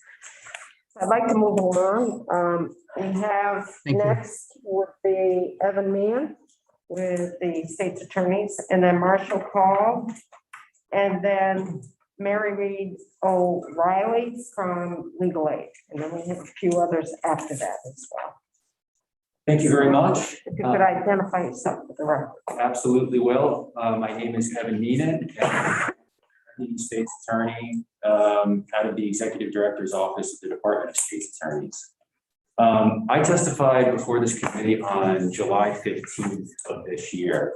And during that testimony, I represented that the department in general is very supportive of many of the policies behind expungement this year. So please don't expect that we're going to come in and try and dispute what we're trying to accomplish in this system. But I also identified many potential significant problems that can arise under Vermont's current expungement laws for both defendants, victims, the public, and the state. At the time of that testimony, we didn't have any proposed solutions for this committee to consider. We do think that the committee took a significant step towards finding a solution when at a September meeting, it asked Legislative Council to draft a bill that moved to a one-track system that focused on sealing. As I had represented in my testimony, 41 out of 54 jurisdictions that we reviewed do exactly that, even when they use the word expungement. And the department supports that approach. We have given more consideration to the information that we presented back in July, and we have come up with a series of proposals that we think would be valuable additions to the bill that you're currently considering. Those proposals are contained in a memo that is available on this committee's webpage, and there's copies here, hard copies for anybody who wants them. The proposals start on page 2 of the memo. It's the department's position that no documents should be destroyed except as part of a records retention schedule approved by the Vermont State Archives and Records Administration. Now, I don't want to spend a lot of time talking about the SARS program, but I can represent that at least the Department of State's Attorneys has that record schedule. So even in the absence of an expungement order, we are currently today destroying some records related to criminal prosecutions, including things like informations and affidavits. Now, that doesn't wipe the information from an individual's criminal record, but it does minimize the amount of information that's available for public inquiry. The department does, subject to some technological things that very likely have to get worked out, in which Judge Grierson flagged, the department does support the automatic sealing of some types of records. 3 categories specifically: records of arrests that do not result in criminal charges once the statute of limitations has expired, because we can't move forward with those cases. The second category would be records of prosecutions relating with a dismissal without prejudice once the statute of limitations has expired, because again, we can't move forward with those cases. And then records of prosecutions relating in the dismissal with prejudice, an acquittal, or a vacation of a conviction without the possibility of further legal proceedings, because again, we can't move forward with those cases. The department is also in support of a petition-based expungement process after a to be determined amount of time. The department right now does not have a proposal as to what that time period should be, because in our mind, that is connected to the access question. In other words, if the prosecution and law enforcement and others who might be interested in these records can have access to them for legitimate purposes, then whether or not they should be sealed after 1 year, 2 years, 3 years, 10 years becomes an easier question potentially to answer. So in our mind, those two things are linked. Not all convictions should be eligible for sealing. Instead, the department thinks a real inventory needs to be conducted in order to make sure that all of the offenses that should be eligible are, and all of the offenses that should not be eligible are not. Senator Baruch already flagged that under the existing draft, we need to work some things out. Under existing law, some felony level drug possession charges are eligible for expungement. Under the draft bill that we were looking at earlier today, that's not true. Why is that? There's policy reasons for and against that. I'm sure, but you know, that's an example of how when we're working on these things that are complicated, if we don't take our time, things can be inadvertently excluded or included. Now, the department has taken a crack at preparing an inventory of offenses, and that is included in this memo. It's a table that lists all the Big 12 offenses, all the listed offenses, and then a series of offenses that this committee and the legislature as a whole should at least consider whether to include or exclude. Now, I want to be clear about this. The department is not arguing that all of these offenses should not be eligible for sealing. We're not taking that position. Instead, what we attempted to do was think about the offenses where either the state or some third party, whether it's a pharmacy, an animal shelter, a child care center, might have a legitimate interest or be able to articulate a legitimate interest for needing to have access to a criminal record. And really present what would be a menu of options for the legislature to consider. Regarding access, the prosecution needs access to sealed records for, at a minimum, discovery purposes, making sure that defendants have access to all of the exculpatory information that they're entitled to under the Constitution, and to refute false public statements about the offense. We have some examples that, time permitting, we can relay in more detail. Law enforcement is a trickier issue because the department does not want to presume that it has the ability to speak on behalf of all law enforcement. And we would encourage you to talk with them directly, including the Vermont State Police and municipal police agencies. Senator Baruch asked a question that prompted the revelation that right now under existing law, expungements and sealing, the effect of them are fairly synonymous. The big question is, what about law enforcement access? And as I mentioned, that is addressed in statute, but if we're moving in this direction, we likely need to revisit those exceptions. And they're in statute, and we can pull them up and look at them if that was necessary. There's been a lot of discussion about how the longer someone goes without committing a subsequent offense, the less likely it is that they will commit a subsequent offense. So this idea of expungement or sealing rewards good behavior. And that's a good thing. In order to encourage continued good behavior, the state's attorneys think that there should be a process for unsealing records. If you commit an offense and you've done a good job and you get your record sealed, and then you commit another criminal offense, there should be a process whereby your sealed record can be unsealed until such time as a new criminal offense is sealed, in which case both offenses would be sealed. That way, someone who has the benefit of something that's been sealed knows I need to continue behaving, because if I want to continue with these increased job opportunities, my engagement in the community, I don't just have to worry about a new criminal conviction. I have to worry about my existing criminal convictions being unsealed. With regard to both types of sealing, the automatic and the petition-based expungement, for some of the reasons that Judge Grierson identified, the workload issues, it's the department's position that if there is a case, a single court case that has more than one criminal charge, none of those charges should be eligible to be sealed until all of them are eligible to be sealed. For example, let's say we have a 5-count information and the parties work out a plea agreement. And as a concession in the plea agreement, the state agrees to dismiss 2 of the charges, not because the state agrees they're not valid charges or that the defendant didn't commit them, but because we want to facilitate a plea agreement where everyone gets to benefit from something. The state does not want to have to go through the process of redacting all of those records and all of the information related to those 2 charges until the entire case is eligible for sealing. I want to give you the example of that same 5-count information supported by one affidavit of probable cause, where some of the facts might relate to all 5 charges. How do you go about redacting that affidavit?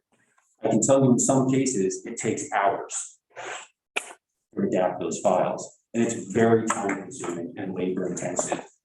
And as we've seen the level of expungements rise, we have not necessarily seen the number of employees who can work on expungements rise, but we have seen their criminal caseloads rise. So they're getting more cases, dealing with more expungements, potentially more redactions without any more resources. It's also important that all of the players are subject to these sealing orders, including defense attorneys. If the state is sealing the records so that they can't be used in future criminal proceedings, defense attorneys should not be able to hold on to this information, knowing that they might be able to impeach a witness in a later case, even though everyone else has had to seal those records. A procedural suggestion that departments have. Right now, there's a process wherein the state's attorneys and the attorney general stipulate to an expungement or sealing petition. We would like to reorder things a little bit and suggest that the defendant seeking an expungement or sealing, whichever word we decide to use, should have to approach the prosecution first and we could call it a certificate of eligibility, we can call it an agreement, we can call it something else, but say, do you agree that I have met the statutory requirements that make me eligible for this process? If the state's attorney says yes and signs off on the certificate, it gets submitted with the petition, and the court knows this person is eligible, there's no dispute, I don't need to hold a hearing. If the defendant does not have one of those certificates and there's some dispute, they can still move forward with filing their petition. But that is the key to the court that there might be an issue here and I should schedule a hearing. This is about saving court time. Right.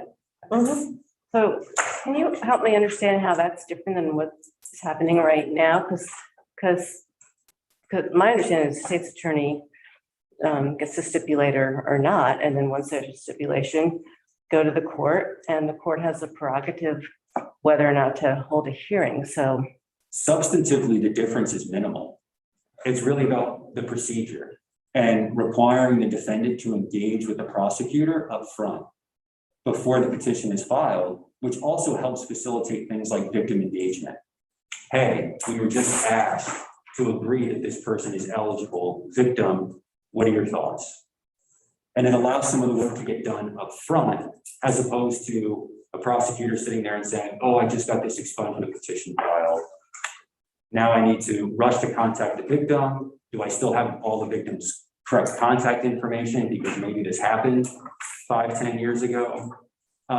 This is not as much of a concern in the expungement clinic process because they're sitting right there working on these things before something happens. But if a defendant just decides, I want to file a petition, they don't necessarily have to engage with the prosecutor before the petition is filed. So this is really trying to iron out quirks before we get to court. But substantively, not much of a difference. Well, if I might, just to tag on to that. If I understand your proposal, you'd be requiring the prospective person who's going for expungement or sealing to engage directly with their prosecutor.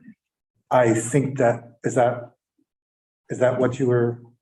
Yes, before filing the petition. Right, because I think that could substantially kill the number of people who are willing to do that, because it's not uncommon in my experience for people to not look favorably on their prosecutor when all is said and done. And if they know that their prosecutor has a reputation for being a tough person, they may just decide that that makes it a bridge too far. The current system allows them to file a petition generally, that gets routed to the prosecutor. But it seems different than working with the prosecutor directly. If I might, I just also wanted to address unsealing. Yes. Because I think the universe of things we've been discussing is very close. People are talking about different modes of access, definitions of different terms, et cetera. Unsealing is the one thing that strikes me as something I could never vote for. And I'll tell you why. Because this whole process is designed to remove from people the stigma and the anxiety that the system still has them somehow in play and could reach out and get them again. So if they've expunged or sealed after 10 years or 15 years, I think they have every right to feel like under no circumstances is that going to be taken away from them. What I heard you describing was a system where we would say, this is on good behavior. If you ever engage in bad behavior, we will unseal your whole record and it will be as though you go back to where you were 20 years ago. That seems to me a way of just indefinitely prolonging kind of anxiety that the system will never let them go. So I speak only for myself, but unsealing is a thing I couldn't vote for. And then the other things are all, it seems to me, within a easy reach of one another, and we'll eventually figure them out. But And I certainly appreciate that perspective. And with regard to many of these issues, policy concerns. Yeah. And, I don't think anyone should come forward, myself included, and claim that we have the one right answer to this problem. This is one of those things where it seems like there's a lot of consensus on the ultimate goal, and the question is, how do we get there? And I think that it's important for people to be willing to participate in that dialogue and understand that we might have differences of opinions. And I think with respect to the unsealing concept, I do anticipate many people will find that to be unfavorable.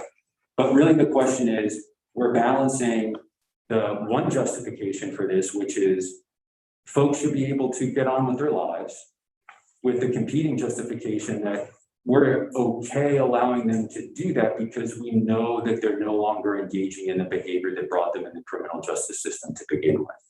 So those concepts are connected, and it really just is the legislature making a policy decision on which one it finds more attractive.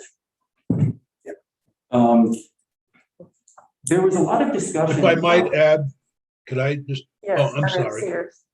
No, go ahead. I just want to add my voice to Senator Baruth as one who totally agrees with him on the concept of unsealing. I find that problematic, but I do want to comment on resources. Both Judge Beerson and Evan now have brought that up. I want to point out that the legislature in the last session had very large increases in bases for both the state's attorneys, the Defender General, and the judiciary. Maybe not everything everybody asked for, but certainly they were larger increases than the governor's budget. And we also put in over, I think it's 16 million, and I might be corrected, it might be 19 million in one-time funds for added resources, particularly the judiciary, state's attorneys, and Defender General. And one of the highlights of the resources for the judiciary was particularly to help with the backlog in expungements. And I believe that that was part of the agreement with the state's attorneys as well. So I just want to point that out. Thank you. Thank you. There's two more points that I'd like to make, and then I'll wrap it up. There was a lot of conversation at the end of last session, various versions of S7, about how to address the problem of subsequent convictions. And there is a slide in the PowerPoint that I gave back in July that explains how under some of that language and under some of the language in this bill, it would be possible for someone to commit an offense that's eligible for expungement or sealing, commit a subsequent offense, and not have the commission of that subsequent offense impact their original sealing eligibility date. I think that there is an easy way around that, and that is to calculate the eligibility date backwards from the point of petition rather than forwards from the point of the offense. In other words, if someone hasn't been convicted of an offense or under the supervision of the Department of Corrections in the 5 years or whatever the time period is preceding the filing of their petition, they are eligible. And I think that gets around that problem efficiently and in a way that most people should be able to follow the statutory language. As a final point, I just wanted to note that the state's attorneys do not want to alter the effect of the sealing. They still support the existing language in the statute that says someone should be treated as though it didn't happen, and the state should have to represent that no records exist, with the caveat that we've already discussed that we do need to talk about who should have access and when, aside from members of the public. That is the very high-level overview that I was hoping to present today. Happy to talk about any of that in more detail now or in the future, but I do want to be cognizant of other folks' time. And I know, again, that's going to get into a much deeper discussion of this that will be occurring within our respective committees. Thank you. Thank you all. So let's move on because it is 12 o'clock and we have four more folks that we need to hear from. Marshall Paul, Mary Reed, O'Reilly, Jennifer, and I don't dare pronounce your last name, Coleman? Yes. And Chris Dahlia, Leah. I can never pronounce your last name, Chris. So Marshall, it's all yours. Welcome. Great. So can people hear me all right? Yes, Pardon? yes, people could hear. Okay. A little bit, yeah. But So I'll start out and I'll try to keep my comments short in the interest of time. And at the outset, I just want to start by saying that we really broadly support the expansion of sealing and expungement in Vermont. You know, we know that expungement has huge economic benefits. The people have mentioned the Michigan study that showed that within 2 years of receiving an expungement, the average person in Michigan saw a 25% increase in their income. And I also, I hear from people today even that, even in today's very favorable employment market, that still cannot find employment or cannot improve their employment situation because of old criminal records. But I want to move a little bit away from talking about the sort of economic reasons for this and also talk about sort of the public safety reasons for it. We know that there's 3 things that are most closely correlated with people going on to commit criminal offenses. And those are unemployment or unstable employment, lack of support and inclusion in a family, and lack of engagement in a community. And when people can't get a job, when they can't participate in normal community activities with their families, they are more likely to go and commit criminal offenses. So that same Michigan study that looked at income also looked at recidivism and public safety when it comes to expungements. And what they found was that people who got an expungement, including in Michigan, unlike Vermont's system and unlike anything that we're even talking about in any of the proposals that I've seen, in Michigan, they could expunge very serious violent offenses as well as the offenses that we're talking about, the more property and misdemeanor type offenses. But so even for people who engaged in seriously violent offenses, when you looked at the population of people who received an expungement and compared that to the general population of Michigan, people who received an expungement were actually less likely to commit an offense in any given year than the general population of the state. So it really has a public safety effect that is beneficial and goes sort of beyond the scope of what we've talked about so far. So in terms of this specific draft sealing bill, I want to start by saying that we support broadly a lot of the concepts in that bill. So for example, we support the transition from the sort of more complicated two-stage process of sealing and expungement that we have now to a single, more simplified process of sealing. And we support the inclusion of property offenses in the list of offenses eligible for sealing. But we also think there's a lot more that can be done. And to that end, what we really want to focus on is the specific proposals made in Vermont Legal Aid's proposal. We definitely support those specific proposals. And in particular, I want to highlight a couple of them that I think are really innovative and address some of the concerns that people have had around sealing and expungement. So to begin with, I want to sort of highlight the progressive sealing regime that Vermont Legal Aid has proposed in that document. We've talked a lot, everybody's talked about the fact that there needs to be sort of a reevaluation of, in a sealing only regime, who can see a record while it's sealed? Is it available to law enforcement? And if so, for what purposes? Is it available to prosecutors? And if so, when is it available? The Vermont Legal Aid proposal has sort of a sliding process so that after a record, once a record's sealed, it becomes inaccessible to the public, but it's still at that point accessible to, the courts, to the Department of Corrections, to prosecutors, to researchers. But then as time passes from when the record is originally sealed, access to that record is slowly reduced until 10 years following the sealing. So not 10 years following the completion of the sentence, but 10 years following the sealing of the record, which follows, either 3, 7, or 10 years after completion of the sentence. So after that time, there would be only, the record would only be available for research purposes.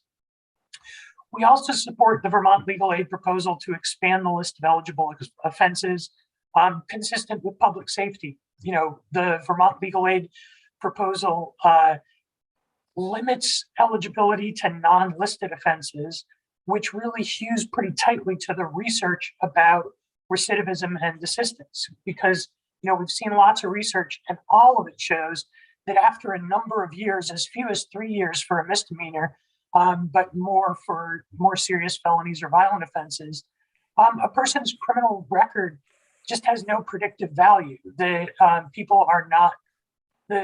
criminal record does not suggest that someone's more likely to commit an offense. And honestly, if people do go on to commit an offense, their criminal record probably is not actually any sort of a reflection of why they committed that offense or their motivation or their reasons for doing it.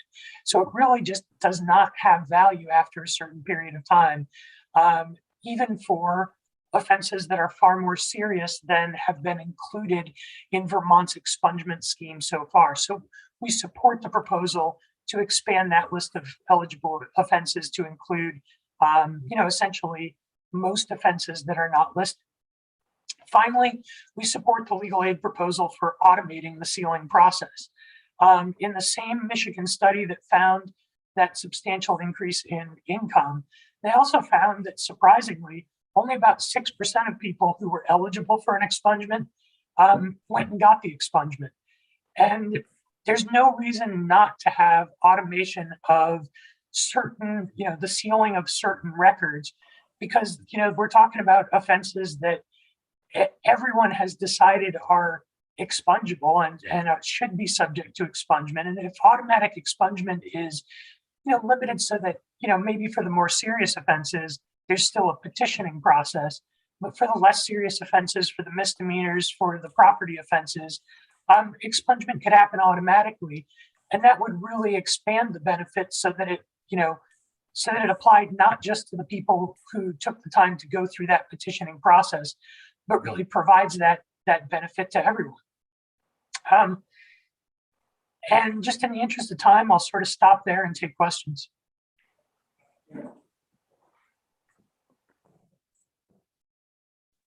Just, Sure. thank you, Marshall. I'm just curious to know which term your office would prefer, if we're doing a one-track system, if we're looking at sealing it versus expungement. So I think, again, we would support the proposal that Vermont Legal Aid has, which is actually using 3 different terms, periods of time, 3 years, I think it was 3 years, 7 years, and 10 years, depending on the seriousness of the offense. So that after 3 years, and we're talking here, just to be clear again, because these laws get confusing, and so I want to just go back and clarify. I'm talking about period of time after completion of the sentence, not after, the initial conviction or the charging, but after completion of the sentence. And so the Vermont Legal Aid proposal has 3, 7, and 10 years for misdemeanors, felonies, and violent offenses specifically. And they've called it sealing, correct? Yes. Yes, I should have said Thank sealing. This is a good transition into the legal aid testimony. So let's move on. So we have Marie O'Reilly, and then after that, Jennifer Pullman, and then Chris, I'm letting you do your last name. Welcome. Okay, thank you so much. You could just identify yourself for the record. Sure. Good afternoon at this point. I'm Marie O'Reilly from Vermont Legal Aid. I appreciate the invitation to testify about this proposed sealing bill that Legislative Council drafted for us and about our proposal to switch to a one-track sealing scheme in Vermont. Given the economic benefits to individuals and communities and the impact that record clearance has on recidivism, we're advocating for a meaningful expansion of record clearance in Vermont. The means of achieving this goal we propose are threefold. Vermont must finally expand record clearance relief to the majority of criminal offenses so that lifelong criminal records are the exception and not the rule. We must create an evidence-based and simplified process for sealing that automates clearance where possible. And we must define sealing in a way that maintains some of the most crucial protections provided under our current expungement. And those are true confidentiality and real finality. I won't get into any more of the sort of higher level policy things because I think the Attorney General and Marshall Hall did a good job talking, about the employment and public safety benefits. But I do just want to sort of preliminarily slow down a little bit and talk about the wait times that we proposed in this, that we laid out in this proposal. We advocated for shorter wait times than were included in the draft bill because we believe there's less risk involved in sealing based on how we define sealing. Sealed records here in this proposal can be used for sentencing and subsequent offenses for a period of time. And earlier, sealing affords petitioners the benefit of that clean slate. In this proposal, we're advocating for a standard wait time after sentence completion of 3 years for misdemeanors, 7 years for felonies, and 10 years for serious felonies and more violent crimes. These timeframes are going to be repeated throughout our proposal, and maybe the numbers seem odd, but you'll remember that these timeframes are consistent with the desistance literature that we heard from the CSG folks and by various advocates over the year. And that literature, as Marshall and I believe Senator Sears and Attorney General Donovan said, is that for misdemeanor records, that predictive value really only lasts for 3 years from the time of the last offense. For felony offenses, that timeline is 7 years. And for the more serious crimes of violence, that can be up to 10 years. So we're advocating that we're really sort of grounding in that evidence And I will say there is actually precedent using that time frame, even though it seems a little strange. In Massachusetts, they use the 3, 7, and then 10-year timeframe for sealing. We are advocating to narrowly tailor our wait times as much as possible. Any month that passes that a Vermonter is prohibited from doing work or going to school or getting training that they are interested in pursuing, we think is a waste of human potential. And I just love this discussion about how economic opportunity and public safety are deeply interconnected. And we hope that the bill in this next session can really reflect that. So regarding the bill as drafted, we think it looks great and again, appreciate the work that Attorney Childs has done here. The qualifying crimes, we'd love to see the list of qualifying crimes more closely track the expansion that was done in S7. We understand that there are definitely a few offenses that were missed related to child exploitation and other crimes of violence that we, absolutely wouldn't object to accepting here. But for the most part, there's an entire section of the more serious felonies that there's no longer a pathway to sealing for, and we think that those should be brought back in.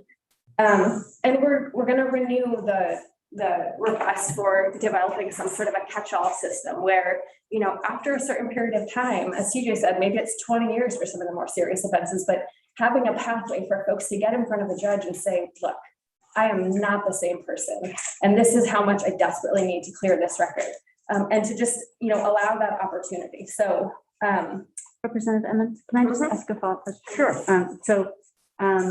Well, first of all, let me just say thank you very much for your very specific stuff that you submitted, because it's right on point to the questions that they were asking and needing some information. So thank you for that. But I just want to clarify. So on the eligible offenses, so it's pretty mirrors what was in S7 in the last version 2.3 in House Judiciary, and you're looking at going to what passed the Senate. That my recollection was that so like where we have in this version these are the only felonies are eligible. It was all felonies except, so we kind of follow the same model. So just so people know, it's a much more expansive and in saying, but we're not going to do these. And so there's a whole, so it's a much, this version is based on what was last in the House, and it's a much shorter felony list. Just right. And it was larger when it left the Senate. The Senate was much more, Yep. And so again, things fall into those categories like she's talking about with the years. Yeah. And again, it's like there are a lot of, the sort of scarier, more violent offenses that we're not looking to sort of sneak in here, but we do think there are a whole lot of felony offenses that, after 10 years, after serving a sentence, they should be looked at, and there should be an opportunity to get before a judge. So can I ask one more follow-up question? Yeah, sorry. And I know we're on. Yeah. Is that so? This kind of thing where you're saying, these, misdemeanors here, felonies here, and you can have exceptions. I can see the ease of that when you have a system where you feel good about that the designation of the felonies all makes sense, which is something that the legislature has tasked with the Sentencing Commission and helping out to categorize things so that there's all consistency. And do you guys have any concerns about that? Because we do have some offenses where you might look at, crimes that haven't been looked at for forever, and you've got a 10-year felony here, and then you have this one over here that's, like 3 years, but does it really make sense from a policy perspective of how they would view that? Does it make sense that that's a 10-year and this is a 3-year? Right. No, that's a great point. And I think that maybe when we dig into the weeds, when the session begins, we can think about whether, at least for the legal aid proposal, that, property and drug felony category, we right. So use this as kind of like a guide. Yeah, like a template. Yeah. So what we suggested, and again, these wait times are totally aligned with Connecticut, Massachusetts, and New Hampshire. And I believe it's Massachusetts that does the 3, 7, and 10, and Connecticut does from the time of conviction, but it's very, very similar. And New Hampshire, as we've heard from Marshall Paul over the years, it's like 1 and 2 years at the end of a misdemeanor conviction. at the end of a sentence served for a misdemeanor or 5 years for a felony. So very, very, very similar. But yeah, so the categories would be non-predicate misdemeanors are sealed at 3 years from the date of sentence completion, property and drug felony offenses and predicate misdemeanors sealed at 7 years, and then serious felonies and violent crimes sealed at 10 years. And the definition of sealing, we again have these timeframes for how long different actors can have access. So we propose, we're using the language, I think, that the Attorney General's office through David Sherry used, and I think it's very useful for us to think about this. He talked about increasing the confidentiality as time goes on. So first, the records are sealed from public view, then from certain systems actors, and then from everyone except researchers. And we really want to get to the point where we're ultimately, at a place that's analogous to where we are for expungement. So for court access, the proposal is that court and attorney access, those offenses can be used for sentencing and subsequent offenses. So for misdemeanor cases, we're going to track the same 3 years. So 3 years after a misdemeanor case has been sealed, the court could use it in sentencing decisions for a subsequent offense. And for felony offenses, of the drug and property type, it would be 7 years after the date of sealing. And for the more serious felonies, those are retained by the court and by the parties for another 10 years for sentencing. And similarly with DOC, right? Because we heard from David Diamora that risk assessments done after those timeframes, they don't make sense. You don't need to look back at records that are 15, 20 years old. You really just need to look back at records according to, those timeframes laid out in the assistance literature: 3 years for misdemeanors, 7 years for predicates of felonies, 10 years for the more serious offenses. And we're arguing quite simply that line law enforcement do not have access to sealed records. That's for both dismissed cases and for convictions. We don't think these should be used to inform stops, searches, pre-charge investigation. We think it's really important that people can feel, there's a weight lifted, they can, navigate the community without fearing that they're going to be targeted for a record that's been sealed already for 5 years, where they've totally moved on. We think that we're really interested in working with the committees on an unauthorized, penalization for unauthorized use. I didn't realize that there's already some provision in law that we could sort of pull from, but I'm going to look into that as well. There are some states, I think it's New Hampshire, that actually creates another type of criminal charge for unauthorized use. I don't think we should go that far. I'm not in the business of trying to create new crimes, but I do think that a financial penalty or some sort of professional licensing discipline would be appropriate here. So I think that's all I'm going to get into because the definition of sealing for dismissed charges, you can take a look in the proposal, but it's not that different from what we have on the books right now. We think we have a good automated process that occurs within 60 days. And we wouldn't change too much about that, but I'm happy to answer questions and obviously to work with witnesses and committee members to really hash this out into law. There'll be a lot more work. Comes in. Yes. So speaking of work, I'm assuming if we have this 3, 7, 10-year process whereby access is reduced, that would need to be automated somehow, because you couldn't have people constantly sifting the records, looking for matching up dates and calculating. So I'm wondering if your office, in looking at other states, it seems to me there would be 2 basic ways. One would be to automatically have the system seal itself, and the other would be to have it send reminders to an administrator to check, give a final human approval to that sealing. I'd be interested in what other states are doing for that, because going back to Judge Grierson, I can't see any way we could adopt something with that level of complexity unless it were largely automated and unless it were relatively inexpensive. or program into our system. Right, and so just for clarification, that actually wasn't at all, that's just about when people become eligible, right? So that's still considering that petitioner is going to go to a prosecutor and go through the process in the court. I thought, so there were different, Yeah, different timeframes. Oh, and you're saying that, sorry, the access after the Yes. sealing has been done, gotcha. Yes, I think that that would be, a technical challenge, but I think it's just one we're gonna have to contend with. And I based on conversations and testimony from Judge Grierson, I think the Odyssey system has sort of made things a bit more automated. So I just wonder if there's some sort of programming fix. well, that's what I'm thinking. And he talked about like reducing access from their side, right? And so maybe there's just something they program in that says this is a misdemeanor, it's a non-predicate, Yep. So when this goes to the various judiciary committees, it would be great to know, not prospectively what we might do, but what's actually being done in the states you mentioned Yes, I in will. terms of the technology. Anything else? Any questions? Okay, thank you so much for your time. Thank you. Four, and then we'll go to lunch. Jennifer and then Chris.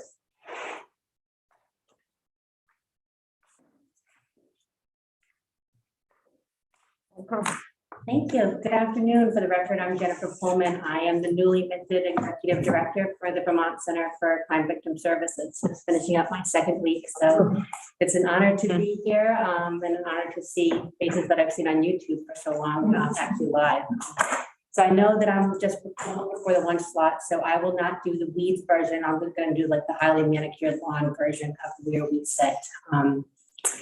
The center is a state agency and state statute. We have 3 state mandated programs that we operate or fund and support: the Victim Advocates Program, the Compensation Program. We also provide grants to 69 different victim services agencies in the state, federal and state law. We are here to also say that we entirely support the goals of what this committee is trying to accomplish in terms of giving people an opportunity to have that clean slate, to reintegrate, to be rehabilitated, and to recognize that. Also balancing that with thoughts about what makes sense in terms of public and victim safety. And we feel that the proposal before you does a great job of finding that balance by creating that carve out for the real serious crimes that this legislature has identified when you establish the list of the listed crimes, while also expanding it for other crimes as appropriate, and looking at how we can limit that as well, limit access to those records. We certainly see that there needs to be an opportunity for criminal justice agencies to be able to access certain records in the future, but again, making sure that it's really limited, tightly defined, we absolutely support. There are a couple things I want to just briefly touch on. I do think that when we were thinking about this proposal, we got back to a question actually that Senator Sears posed in September's meeting, which is the question was, what does expungement get us that sealing doesn't? And repeatedly, I've been hearing throughout this committee's discussion that in a real world way, the difference doesn't really exist in terms of a person's opportunity to get a job, to start over. So in a real world way, we have yet to hear that having this 2-tier system or having what we've had as expungement versus the effect of sealing doesn't have a significant difference in terms of the real world impact. So that's there for us. The burden is relevant. Certainly a burden is never a reason to jettison a policy. But when we think about what the actual difference is versus what we're asking courts, state's attorneys, and victim advocates to do, some advocates, the caseload bump has been huge in this regard with respect to others as well, but advocates are trying to track down victims from 20 years ago, 15 years ago, using Facebook, Instagram. And so notification is important for victim advocates to make sure that they get it right. And that's time consuming. So I just want to put that out there in terms of when we're thinking about one single tier simplification versus what we're asking of the parties in the system. I do think if you're really looking at no real world difference, I do think that the burden is important to consider. I do want to also talk about the fact that the carve out for us is critical in this case. again, you all recognize that listed crimes are presumptively more harmful and present more harm to the victim that's impacted. And the Legislative Council's done a great job of identifying a few other misdemeanors that we think do, looking at the list, I'm talking about voyeurism, sexual exploitation of a child, violation of a protective order. Again, looking at that in terms of the harm to the victim. So for us, the carve out is critical in terms of moving forward on this. And I do want to say that, and I do want to thank Representative Shaw for bringing up the victim's perspective, because it's the advocates that are having difficult conversations with victims and finding them 10, 15 years ago and saying this is what's going to happen. And it does, the victim does hear that this crime didn't happen. So we can use semantics in different ways, but it is that it didn't happen. And I really do want to thank you for raising that. And I think, again, when we're talking about victims of more serious crimes, which is this proposal thoughtfully excluded, that conversation is going to be an easier one. But again, I do want to thank you for raising that. And also want to note that the Attorney General did mention that records are misleading. And I do just want to add that, yes, they are misleading because oftentimes, as we all know, 95% plus of crimes are the result of, the convictions are the result of a plea agreement. And that often involves a pleading down of crimes. So I think that, again, the list that's included in this proposal is appropriate. And I just want to say that records can be misleading in both ways. Finally, for us, operating the victim compensation program and the restitution program, there's a notice issue that's of concern to us. We do want to thank this body for continually making sure that restitution should be satisfied, must be satisfied before an individual can have a record that's sealed or expunged. Unfortunately, the reality is that's not always the case. As we spoke, as I referenced burden, that is a very real thing, and state's attorneys, victim advocates, courts are trying to get through cases as quickly as possible. Unfortunately, that means that there are some courts are really great about making sure that we're getting notice when a petition is filed and after it's filed. But that's not always the case. We had a deferred sentence that was expunged without notice to us, and that was $9,000 restitution order that we cannot collect because once the case is gone, our restitution unit has no means of collecting that restitution. So our answer to that, because and our other concern is that when we don't get notice after the fact, we don't get notice in a timely way, we're sitting on a lot of information. We're sitting on police reports ourselves, we're sitting on orders, we're sitting on support documents, and that makes us very concerned about our own liability when we don't find out, maybe perhaps never, or perhaps serendipitously, or perhaps 2 months later that, oh no, this was something that we should not possess. And I think of it as a way, if we were to get direct notice, either to our programs or to the center, such that we could review our databases, I think of it as a way of, one, making sure that that's not happening, that those aren't falling through the cracks, but also shifting the burden off of the state's attorneys, off of the advocates to always try and remember, oh, that's right, we've got to call them. Because if we're looking at that, then we can immediately say, oh, okay, we can contact them, or we can be in the know. So I would love to see, especially if we are looking to tighten up those records, we are not a criminal justice agency by definition, and nor are we asking that we should be. We simply would love to have an opportunity to have direct notice so that such that, again, we can take the burden off the advocates, take the burden off the state's attorneys, and make sure that restitution is not falling through the cracks. And if there is a petition that's granted, that we know what to do with our records as quickly as possible.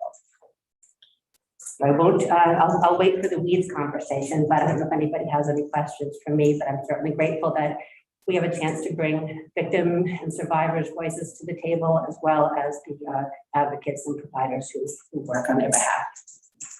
Thank you. Questions? Thank you. Great. Chris. Thank you, Chris, for having patience. Thank you, Madam Chair, for your patience. We've had a long morning already. Yes. For the record, Chris Delia. I grew up answering. For the record, Chris Delia, President of the Vermont Bankers Association. Thank you for the opportunity to come before you today. I will also keep it at a very high level, knowing that there'll be plenty of opportunity during the session to visit with the committees of jurisdiction on this. I want to start with the Attorney General's comments earlier. He was focusing on economic opportunity, job opportunities. And I would ask you to consider that not all jobs are the same. They don't have the same functions. They don't have the same responsibilities. Not all industries are the same. And I'm coming at this from the banking industry's perspective. Think about your relationship with your financial institution. It's one that's based on trust and expectations. I trust that when I put money into the institution, it's going to be safe and secure and available for when I need it. When I go to that institution and conduct transactions, they're going to be done accordingly in a way that I would expect and like them to be. It's one that when I give the institution my personal information, that information is only going to be accessed by certain individuals, but it is primarily protected from outside sources that every day try and get access to our institution's data. So it's based on trust. At the heart of that are the people who work within the institutions. They are the lifeblood of our organizations that work with our customers. We want to make sure that we know who is sitting in front of us when they come in to apply for a job. I want to be very clear. Just because an individual has a criminal record does not exclude them from employment within our industry, but it does throw up a red flag or two. So when I look at the bill, and today was the first time I've seen it, I'll comment later on the bill.